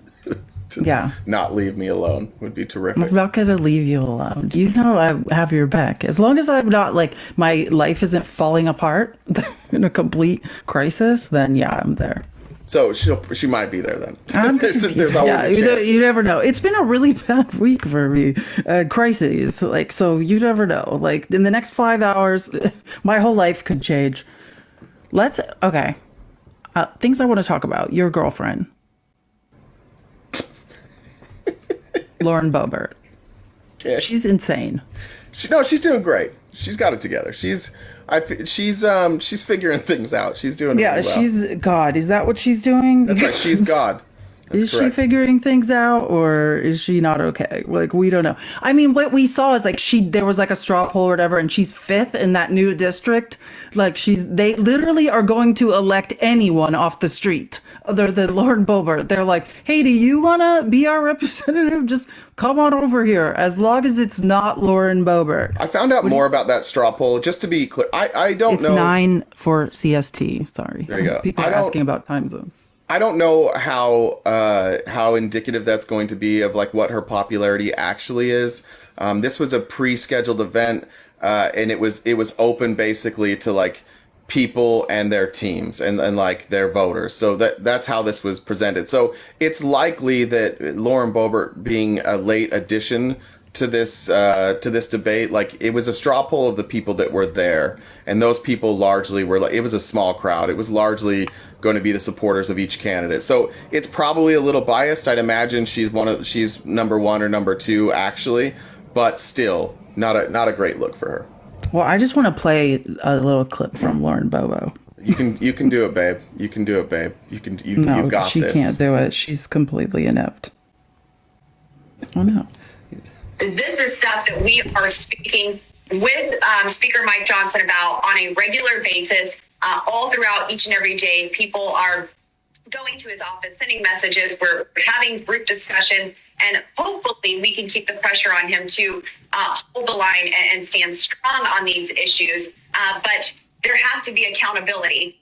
There are other members who have threatened to use the lever of accountability that I fought for last January, and that is the motion to vacate. And I don't want to get there, but we need leadership. We have to have some follow through on the promises that we have made to the American people. Oh, Lauren Boebert, Bobo the Clown wants follow through. The woman who's drunk at Beetlejuice performances, like giving Andrew Jackson's near kids, would like some follow through and is threatening to oust Mike Johnson as speaker. Well, the person that can't even attend important votes in the House is talking about ousting the person they replaced Kevin McCarthy with. At what point do you just shut up?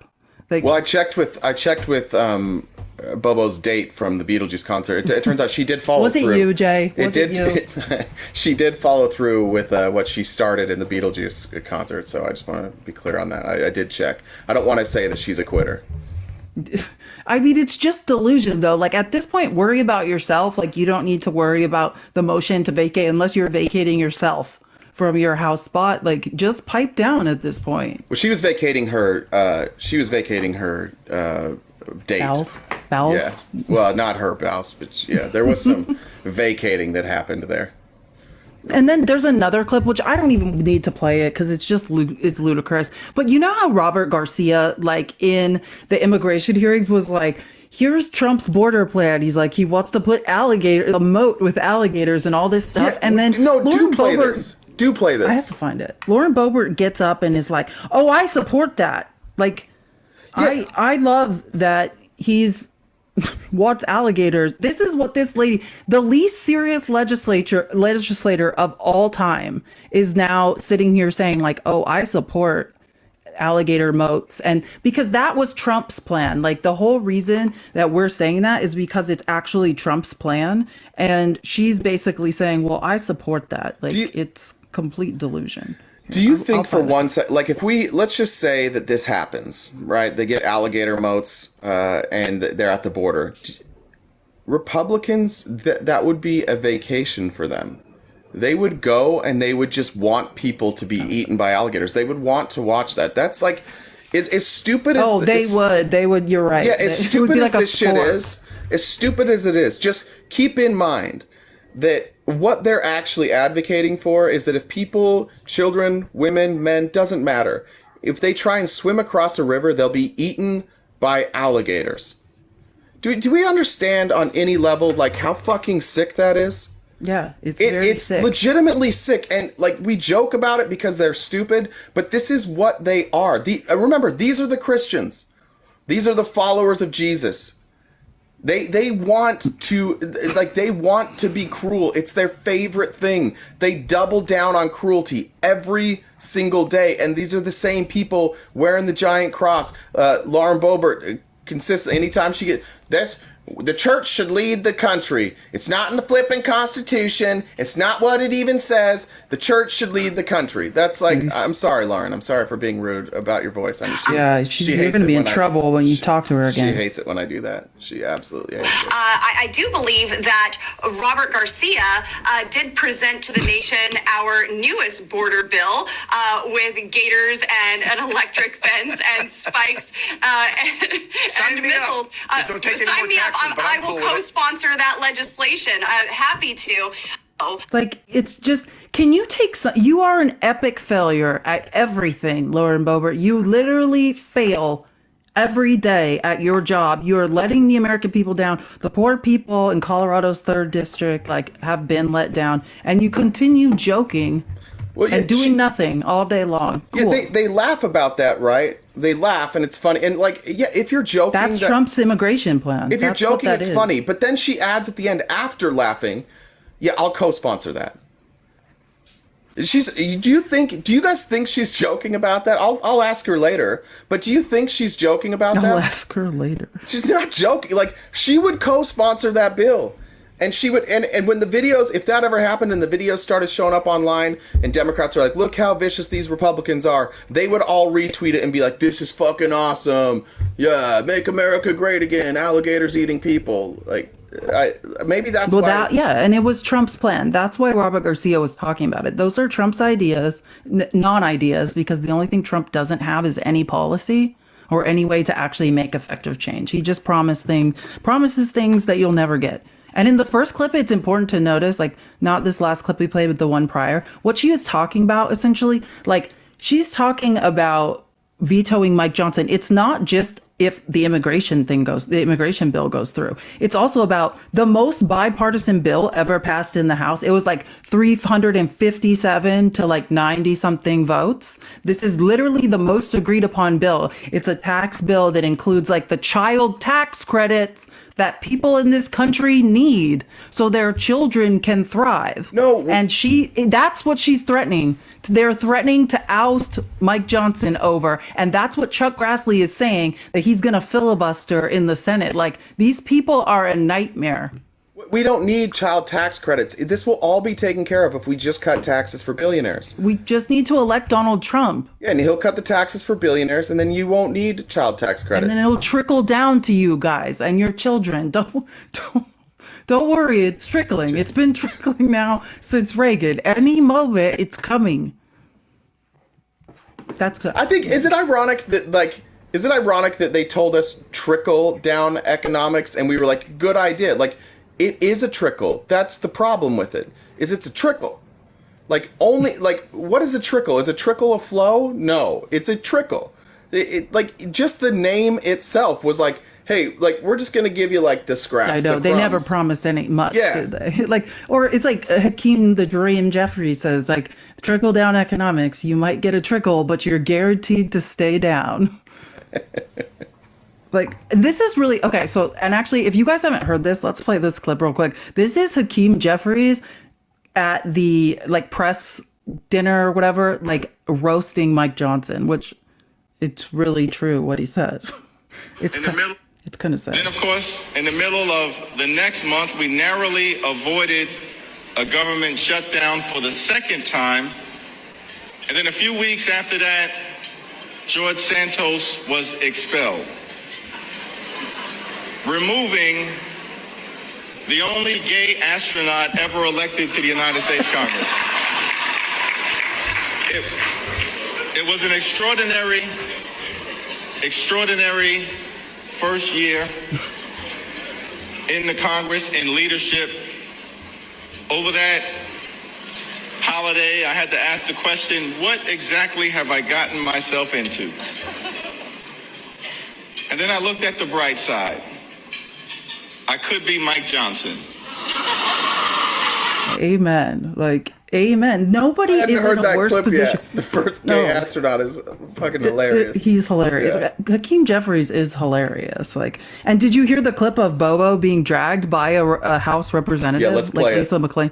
Yeah, it's awesome. And so this is Lisa McClain at the same dinner dragging Lauren Boebert. Your girlfriend's having a rough day, Jay. I'll take care of it later. She's having a rough go. I'll take care of it later.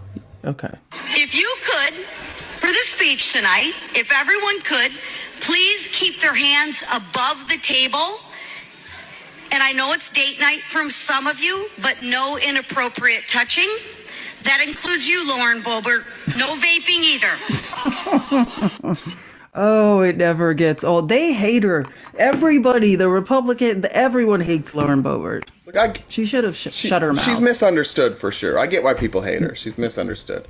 Yeah, I don't know how you could misunderstand her. Like internalized misogyny, homophobia, right? I don't know. You could Well, in all fairness, misunderstand it. I don't really listen to her, so maybe I don't know. That's the key. Yeah. Oh, yeah. And let me just go over another thing that's still going on. Like, not to give a throwback, but this is just for all the MAGA Republicans who are constantly spewing lies on here. The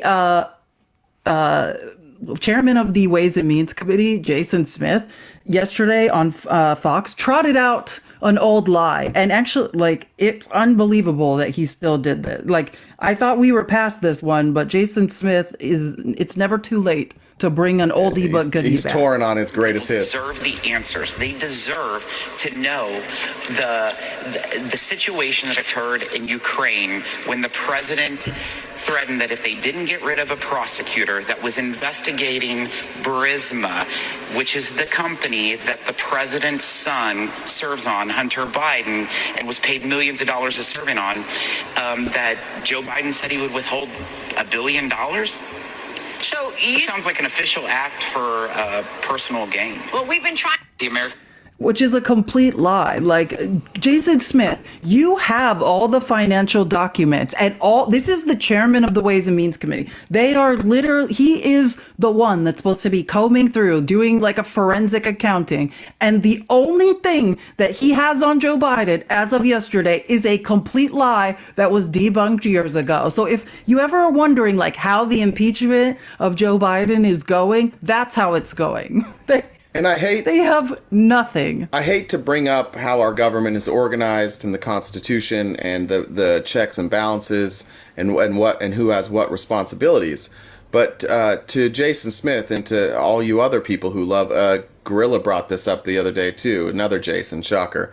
The vice president has no authority to withhold those funds. Just want to be very clear on that. Make shit up. The president does. And the president said, Joe, can you please go out and take care of this? And if they do not want to fire that prosecutor, tell them we will withhold the funds. Now, Joe said, I will. And that was his mistake because he can't do it. But even if the funds were withheld, even if this all turned out to be true, like he still didn't have the authority. He still had the executive branch, our Congress, and all of our allies going along with it. And then the next part of that is, Jason Smith, you have to show what he got for it. And you haven't been able to show us what he got for it either. There's no line back to buy. What did he get? $0 But again, he and doesn't 0 have cents? the authority. And now that we know from Donald Trump himself and his argument to the federal appeals, DC Federal Appeals Court, is that Obama had presidential immunity. That's right. So that's right. So we I don't guess even it was need to okay. worry about it anymore. You guys gave us that. Thank you. None of us need to worry about anything that anyone did anymore because Orange Jesus wants to get away from his crimes. So congratulations. We got another Jason in the chat. Jason Adams just going making sure that they're going to take an hour of their time talking shit in the chat, but won't come up on screen because they're working. They're very Jason, busy. come up here. They're very busy. Come play with us. There's a crazy, this is another thing that's really gross. As long as we're going through gross things, this is about RFK. There's a Daily Mail article that, it's just really gross. Like, they reposted it, which I didn't know this. Like, this is just reposted from 2015, and it says, exclusive, how serial cheater Bobby Kennedy Jr. exposed himself around the house, demanded a menage a trois with tragic wife Mary, and told her things would be easier if she unalived herself after he went public with Cheryl Haynes. Like, the best thing, Jason, you're here. Hines, sorry. The best thing that happened from this election is all this, like, RFK is gross. Period. Trump rules. Trump rules. Trump rules. Hi, Jason. Trump rules. Trump rules. Trump rules. Trump rules. Weird. That was weird, man. Trump rules. You realize you're an adult, like just Trump praising another man's name. You just showed up and just started saying another man's name. Trump and Tulsi Gabbard rule. What do they rule? Your life. They rule my life? It feels like they might maybe rule your life. Jason, is this one of those things where like you're not bright enough to make arguments yourself, so you just troll? Is that you're a grown up, right? No, I'm 18. Did you you recognize you're just like trolling, and you're not very good at it, right? Like you're not 18, by the way. Nobody says Trump rules. It's 18. You're older than that. So I don't get a trophy. No, I don't understand. Like, what are you doing? Why are you in the comments? Like, why are you in the comments arguing? But when you come up here, like, is this just like an insecurity thing?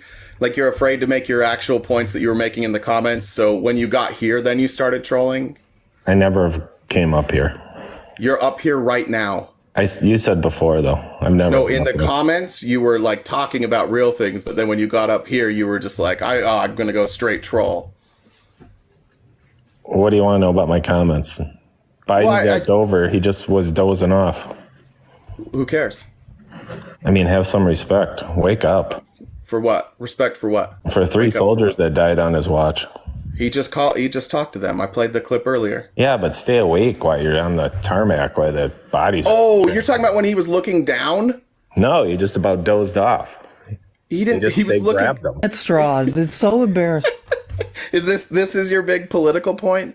Bro, like, you're a grown-up. This is crazy. You decided today that you're going to jump on a live and you're like, Biden looked like he was sleeping. Have respect. Like, that's a big story to you? That's really important for you? It is. Why is that important?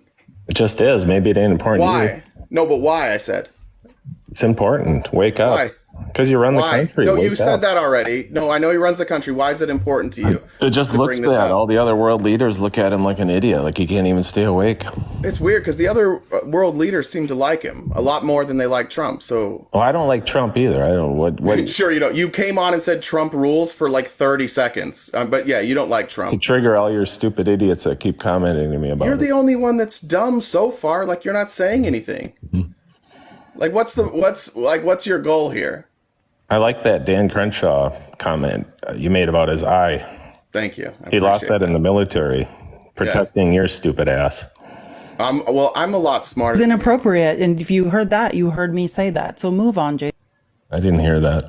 Oh, of course you didn't. You were too triggered by what I said. So yeah, you can't make jokes about people in the military. Did you have a problem when Donald Trump said that? Did you have a problem when he said John McCain? Did you have a problem when he said John McCain wasn't a hero because he was captured? Did that bother you? Yeah, it's dumb. It did, but you're not going to bring that up. This man at every turn.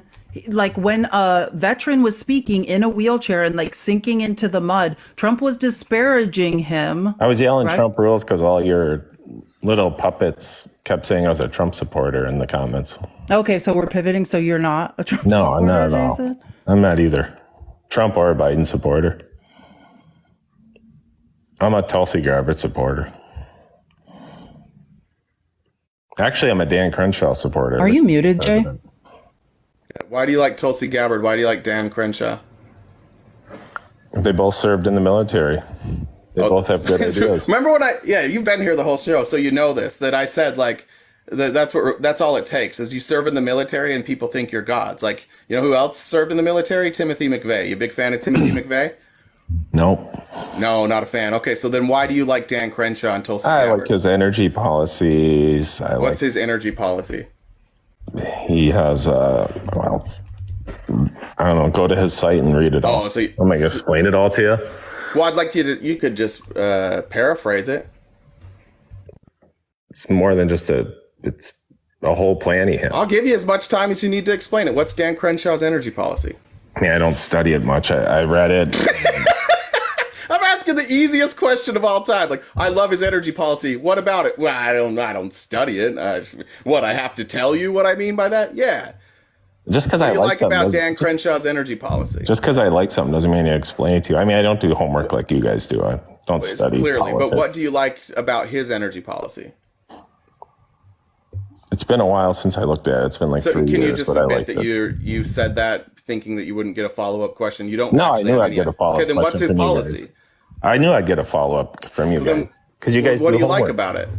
You guys study every night. Yeah. What do you like about it? 2 in the morning. Yeah, but what do you like about it though? But what do you like? Fan of me, Jason.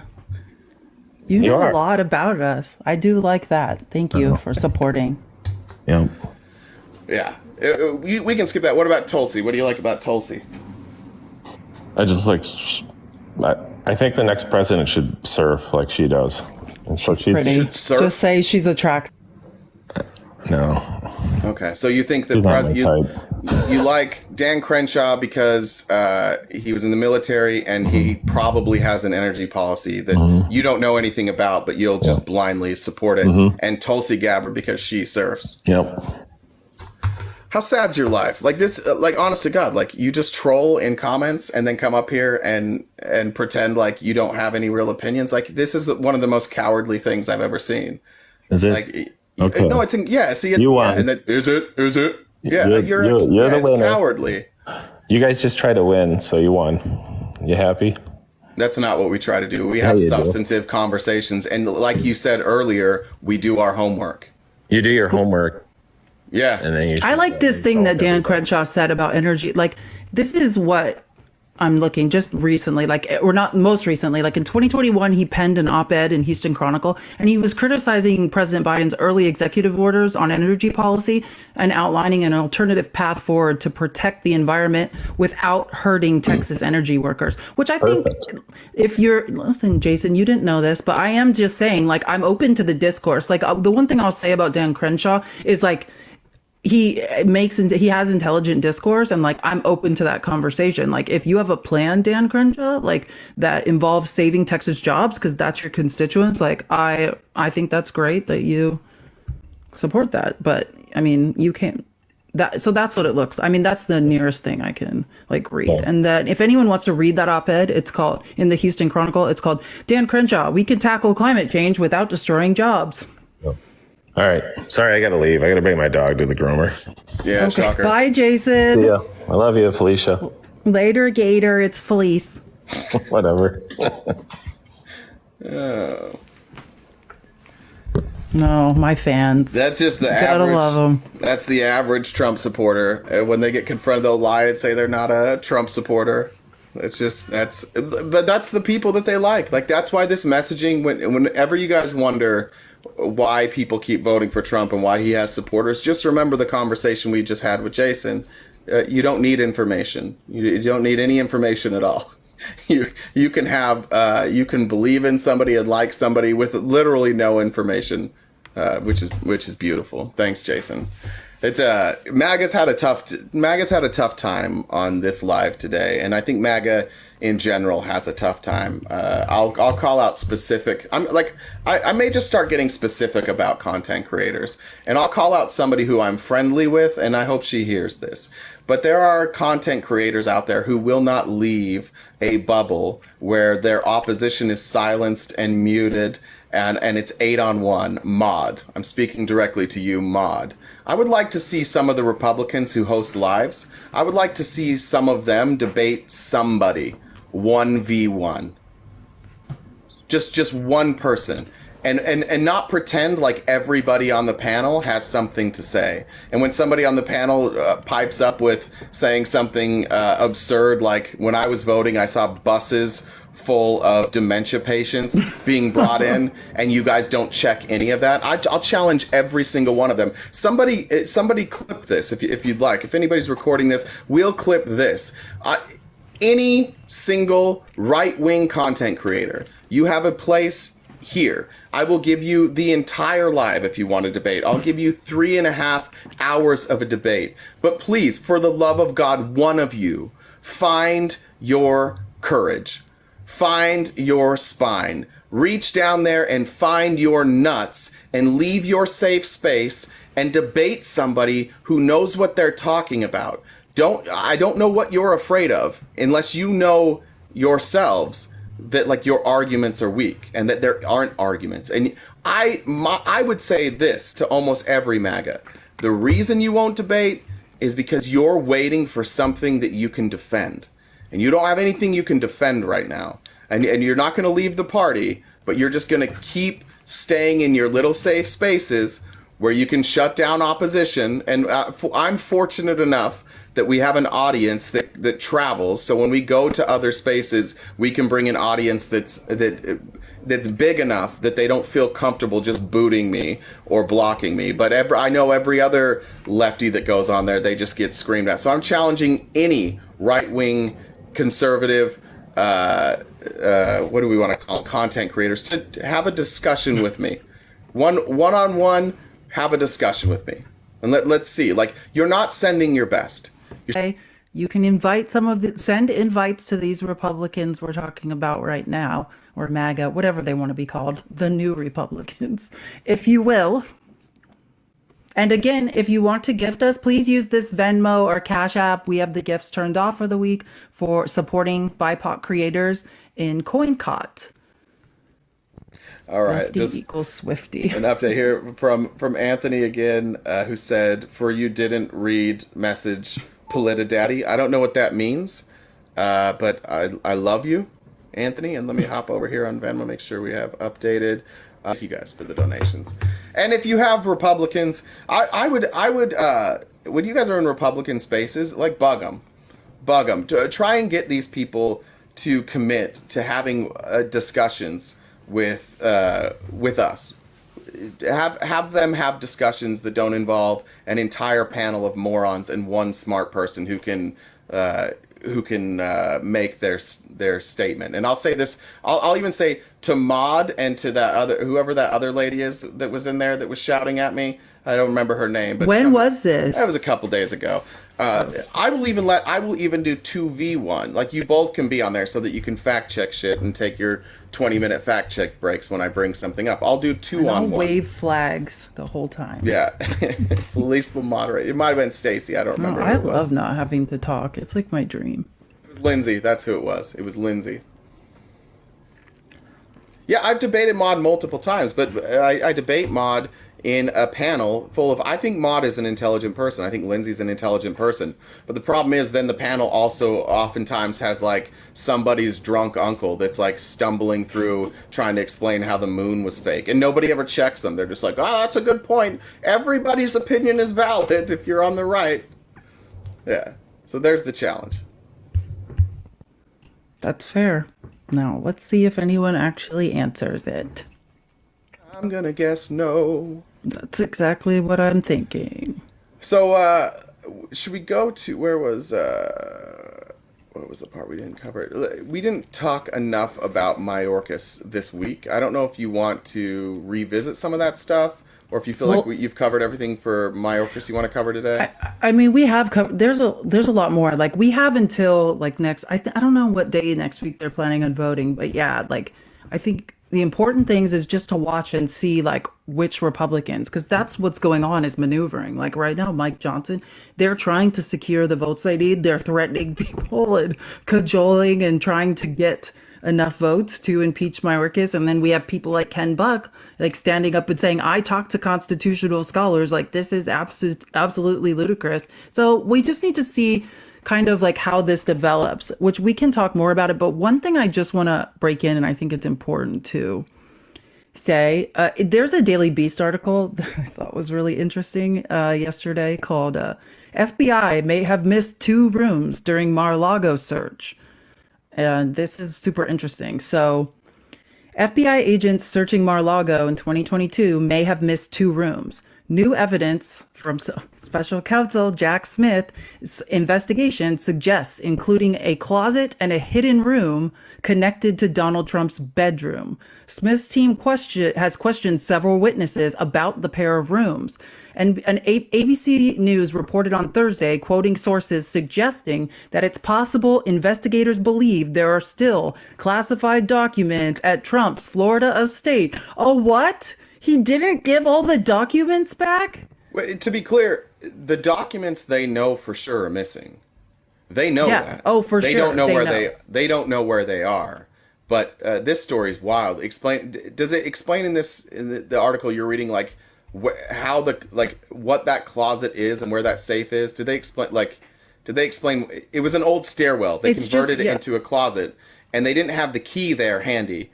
And they just told, when the FBI was there, they were like, oh, we don't have the keys. It's just an old closet. It goes nowhere. And then they skipped it. There was a lot of pressure. It says, according to sources, some investigators involved in the case came to later believe that the closet, which was locked on the day of the search, should have been opened and checked. So they did not go in the closet for sure. But again, it goes to show that Donald Trump gets special treatment. The FBI agents were warned, and they knew that, like, because this is the former president's resident, like, you have to be very careful, and we need to be as swift as we possibly can. So they were on a time constraint, and they didn't want to overstep. Like, if this was our house, if somebody said that door is locked, be torn to pieces. They would tear it down immediately. Oh, okay, you don't have keys? Have a battering ram and smash it. Yeah, we're going to play with our toys now, and we're going to rip your door off the hinges. But because it was Trump's, they didn't touch it. In every step of the way, he's getting preferential treatment. Like, for a guy who likes to complain about being mistreated, he gets preferential treatment all the time. But case ongoing.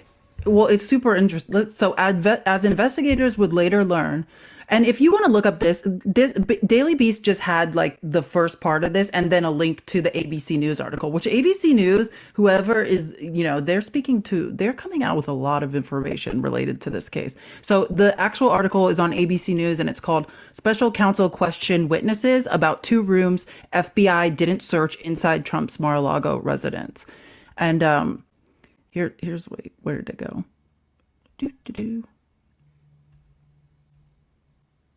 Yeah, so as the investigators would later learn, Trump allegedly had the closet's lock changed while his attorney was in Mar-a-Lago's basement, searching for classified documents in a storage room that he was told would have all such documents. So I just want to give you what was happening. What's his name? Evan Corcoran is down. They sent him to the basement. It was like, all the documents are there. And while he's in the basement, Trump has the lock to the closet changed. Like, are you joking? Look, and the Jordan other thing, Strauss. Oh, sorry. Let me just say this. Jordan Strauss, who is a former federal prosecutor and former national security official in the Justice Department, called the FBI's alleged failure to search the closet a bit astonishing. You're searching a former president's house. You should get it right the first time. And then go ahead. Were you going to say something? Yeah, whoever's leaking this is somebody that's very close. Like, whoever's giving this testimony is somebody who is very close to Donald Trump. The circle of people who would know that, 1, Evan Corcoran was in the basement, that 2, that's when they changed the locks, and 3, that they changed the locks, and 4, that the door was locked, and 5, what's behind the door. Like, how many people in this world do you think would know all of those details? It's a very small circle. This is somebody very close to Donald Trump flipping on him. It's the same reason why Carrie Lake coming out with these weird recordings on Jeff DeWitt is such a problem. Like, Donald Trump has found out, basically, what's come out in these cases is that Donald Trump has been recorded, has people flipping on him left and right. Like, he has no idea who is doing this and who to trust. Like, it's crazy. So this is about the hidden room then. So in addition to the closet, the FBI also didn't search what authorities have called a hidden room connected to Trump's bedrooms. Smith's investigators were later told that in the days right after the search, some of Trump's employees heard that the FBI had missed at least one room at Mar-a-Lago.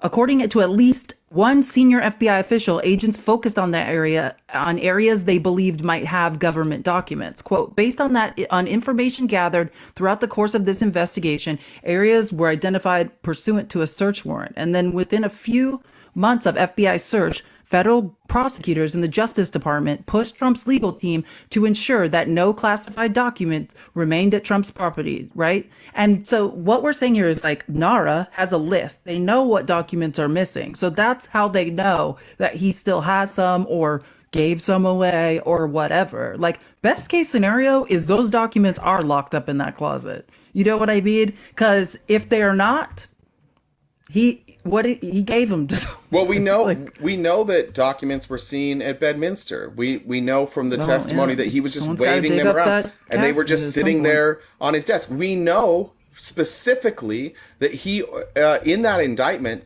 there are text messages of him specifically directing Walt Nauta and others to take specific boxes and put them on the plane to go to Bedminster. right? Donald Trump has a lot of properties. He's got a lot of there's some places I could think of that he might have even buried documents. But these documents could be anywhere. But it goes to show, like, we're chasing this Joe Biden impeachment. They have spent 3 years now trying to find any evidence whatsoever that Joe Biden was tied to a crime, and they can't. And yet, looking at this, we know Donald Trump committed crimes. We know.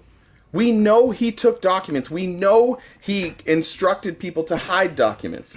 We know he showed classified documents to people that didn't have authority to see those classified documents. There are so many parts of this case that are uncontested, crimes he actually committed that are uncontested, that I can't for the life of me figure out why you guys still think it's a witch hunt.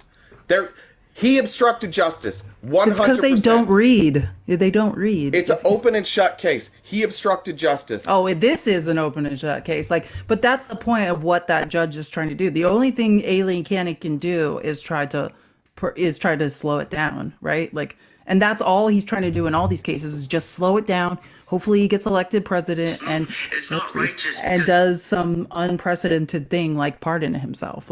Those are the only options. Wait, listen to this part. We rogue there for a second. What was that about? I hit it with my hand. Oh, sorry. I thought your phone just did its own thing.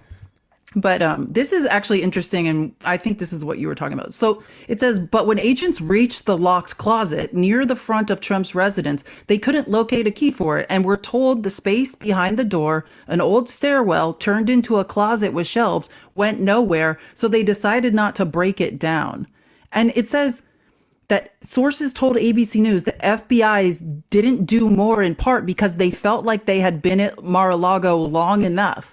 But the senior FBI official disputed that, saying, discussions took place, this is a quote, discussions took place that day about additional areas of property, and it was determined that actions already taken met the parameters of the search warrant. In what world? The FBI would rip apart, they break into walls, you know what I'm saying? Searching cartel members' house. They literally break the walls and search the walls for money and products. It's delusional to say, oh, we don't need to check in this suspiciously locked closet. We would never hear the end of it if we found out that when Nara went to visit Joe Biden that there was a closet that was locked that they didn't search. We would hear about it every single day. It would be the only talking point that it would be used. They'd be convinced that Joe Biden was guilty because of this. We're not even saying that. First of all, we already know Donald Trump's guilty of what he's being accused of as far as obstructing justice. We already know. Donald Trump's not even disputing that. He's going to say that he had presidential immunity. He knows he obstructed justice. David knows he obstructed justice. Everybody knows he obstructed justice.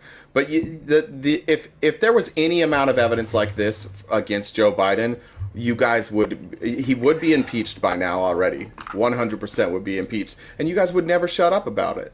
But instead you're chasing these fairy tale hypotheses and pretending they're true and just ignoring the reality right in front of you that your guy's an actual criminal. He's an actual danger to democracy and to our country. Preach.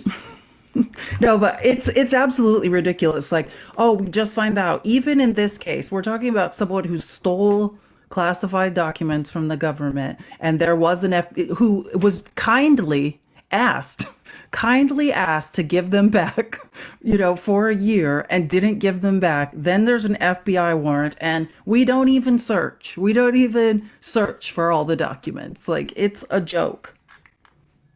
This is we're living in a slow motion nightmare at this point. But I just wanted to point out something else, which I don't know if we need to play the whole video, even though it's super powerful. It's I just want to, this guy's a writer. He writes nonfiction and fiction. His name is David Pepper. You should follow him. But he's doing these things. I do follow David Pepper. You do? Yeah, he's really great. And he's doing these things called whiteboards where he's talking about just important things going on. And what he's pointing out is something we all just need to be hyper aware of. And he uses the state of Florida as an example. It's just he's pointing out at the Capitol in Washington, what's going on in Congress is nothing. For all the posturing, for all the screaming, for all the government shutdowns, what's actually happening that they're threatening is nothing. right? That is just a large distraction. But where things are happening at a scary rate are the state legislatures, right? Like Florida has passed so many terrifying laws. Like Ron DeSantis came back. These people are pushing terrifying laws through every single day. Like this state, I don't even know if this can be undone at this point. And like what we need to recognize is like Arizona, we might have a Democratic governor, but our state legislature is Republican controlled. They're doing ludicrous things every day. Yeah, they're trying to put in PragerU into our schools now. Like They're suing. They just had a hearing, or not a hearing, a That's press whole conference nother thing. yesterday. Yeah. Oh, it's like I can't even talk about what's going on. I made the mistake of looking at Democracy Docket. Like I love Mark Elias. He's his firm, Mark Elias Law Firm, like heads up the voting rights cases for the Democratic Party. And he has a site called, and which is also on Twitter. You can follow him. It's called Democracy Docket. And what's listed are all the horrifying cases that are being brought like daily. And, you know, like Louisiana, like 10 white people are just brought a lawsuit disputing, you know, the fact that Louisiana has to change their racist voting maps that are discriminating against black voters. So we have 10 white people. And literally, that's how the case is listed, bringing a lawsuit to stop like the maps from being redrawn. And the one in Arizona, like I just scrolled for like a second. I was like, I can't take this. Like this is so gross that I'm literally going to have a panic attack. Like a bunch of Arizona state senators are like suing Adrian Fontes, who's like our Secretary of State, because of just election procedures, like nothing in particular, just, right. You know. Well, this is the desperation. Like this is how fascism happens, and I think that unfortunately for Donald Trump and MAGA, I think that your chance at fascism was 2016 and you blew it. But like this is what happens. Like when the country, when the majority doesn't want what you have to offer, you start just forcing it. And you start with this stupid legislation. Like when you're looking at the districts that have been redrawn and the court's ruling that they need to be redrawn, these are in many cases Republican courts. And the imagine how good the evidence has to be for a Republican judge to say that these have to be redrawn. Imagine how good the evidence has to be in order for them to do that. Do you think for 1 second that conservative judges, and judges in general, by the way, like judges mostly aren't political, but do you think that judges are looking at a case where there's no evidence that these districts are poorly drawn or that they're unfairly drawn, and they're like, well, I know there's no evidence, but do it anyways? So the conservative argument literally is, we don't like when you guys apply the laws. We don't like when you say things that we do are illegal, and so we are going to fight against it. They're not accepting that this is something that the courts have settled. They're not recognizing that they're breaking the law. In fact, they're openly admitting, like, yes, we're breaking the law, and we think you should allow us to do it. We don't think courts have the right to tell us that we can't break the law. We think that we should just vote on that. When we're going to vote for Donald Trump, who's going to basically say, like, yeah, you guys aren't breaking the law. Like, Republicans can't break the law. Oh, for sure. It's absolutely ludicrous. Like Alabama, someone in the comments was just saying Tommy Tuberville is my senator. Well, my deepest condolences to you. R.I.P. to you. White nationalist Tommy Tuberville, and who defends white nationalists all day and hates women's rights and doesn't think military service people should be able to get health care in Alabama. Alabama's in direct defiance of the Supreme Court. And literally, they're just saying, no, you said black voters are being disenfranchised. The highly conservative Supreme Court says Alabama is disenfranchising black voters and has to change their maps. And their response is no. And it's being labeled and it's being propped up as patriotism, right? Like this is and we're almost out of time, but this is the saddest part, is that people have been convinced that openly defying our system, openly defying judicial orders, openly defying subpoenas, like that now is patriotic. that it is our country, our government is not oppressive in the way specifically to Republicans. It is not oppressive in the way that you're making out. There is nothing patriotic about defying a court order that is giving everybody a more fair vote and a more fair voice. It's not our fault that your ideas suck. And you guys should start maybe asking yourselves, like, in looking back at history, when was the time that people's social ideas got so unpopular that the whole country agreed? And how many of those were bad ideas? None. The answer is none. It's never the type of social change that you guys are fighting against. You're never on the right side of history there. It's always been you. It's always been conservatives. Conservatives have always been on the wrong side of history when it comes to social change. Virtually any change. You're always on the wrong side of history. But some conservatives, the ones that you all hate, that you call rhinos, they are just slow to change. They're slow to accept change. Like, those kind of conservatives we can deal with. Those kind of conservatives, I think it's like we can look at them and understand, like, okay, you're not going to believe evidence when it first comes out, but when it becomes painfully obvious, you'll change your mind. Like, we can deal with that. We can coexist with people who are just slow to change. We all have those people in our life, whether it's politically or not. But what is impossible to deal with is people who, when confronted with real facts, real figures, real rulings, refuse to change. And instead, when confronted with facts, they just blame the system. They say everybody else is corrupt, everybody else is blind. That's the part where it gets scary. And I've said it a million times. Unfortunately, there's going to be violence. We already see it. We had that kid that cut off his own dad's head. Like, there's going to be violence. We're already seeing it. I'm not safe. Felice isn't safe. Like, the amount of steps I've had to go to, I'm a nobody. And the amount of steps I've had to go to try and protect my identity and protect the identity of my ex and my child, and the precautions I now have to take, because it just, as a nobody, the threats that I get. Like, just remember that this anger that you guys are feeling, it's all fake.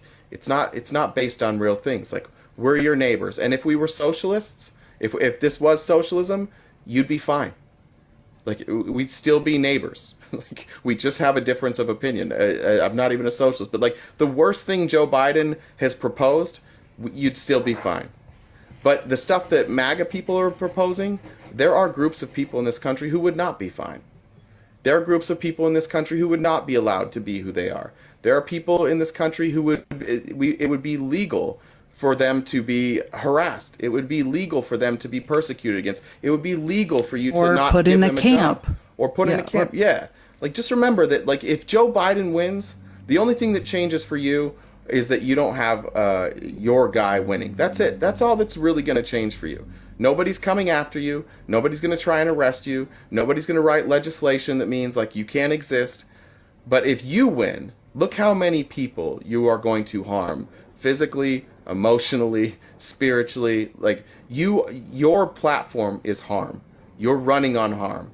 And that's what's hard. That's why it's difficult for so many to coexist with you. You want unity, you want us to come together. You've got to show that, like, you're willing to come together with everybody. You're willing to sit across the table with the trans community and recognize that those are people. You're willing to sit across the table of somebody teaching CRT and recognize that that's part of this. You're ready. You can sit across from a communist, right? And all of this, like, we can sit at the table together and recognize that we all have rights. We all have the right to have a voice. We all have the right to exist, and that we, at the very least, we should be able to agree that our existence should not be attacked.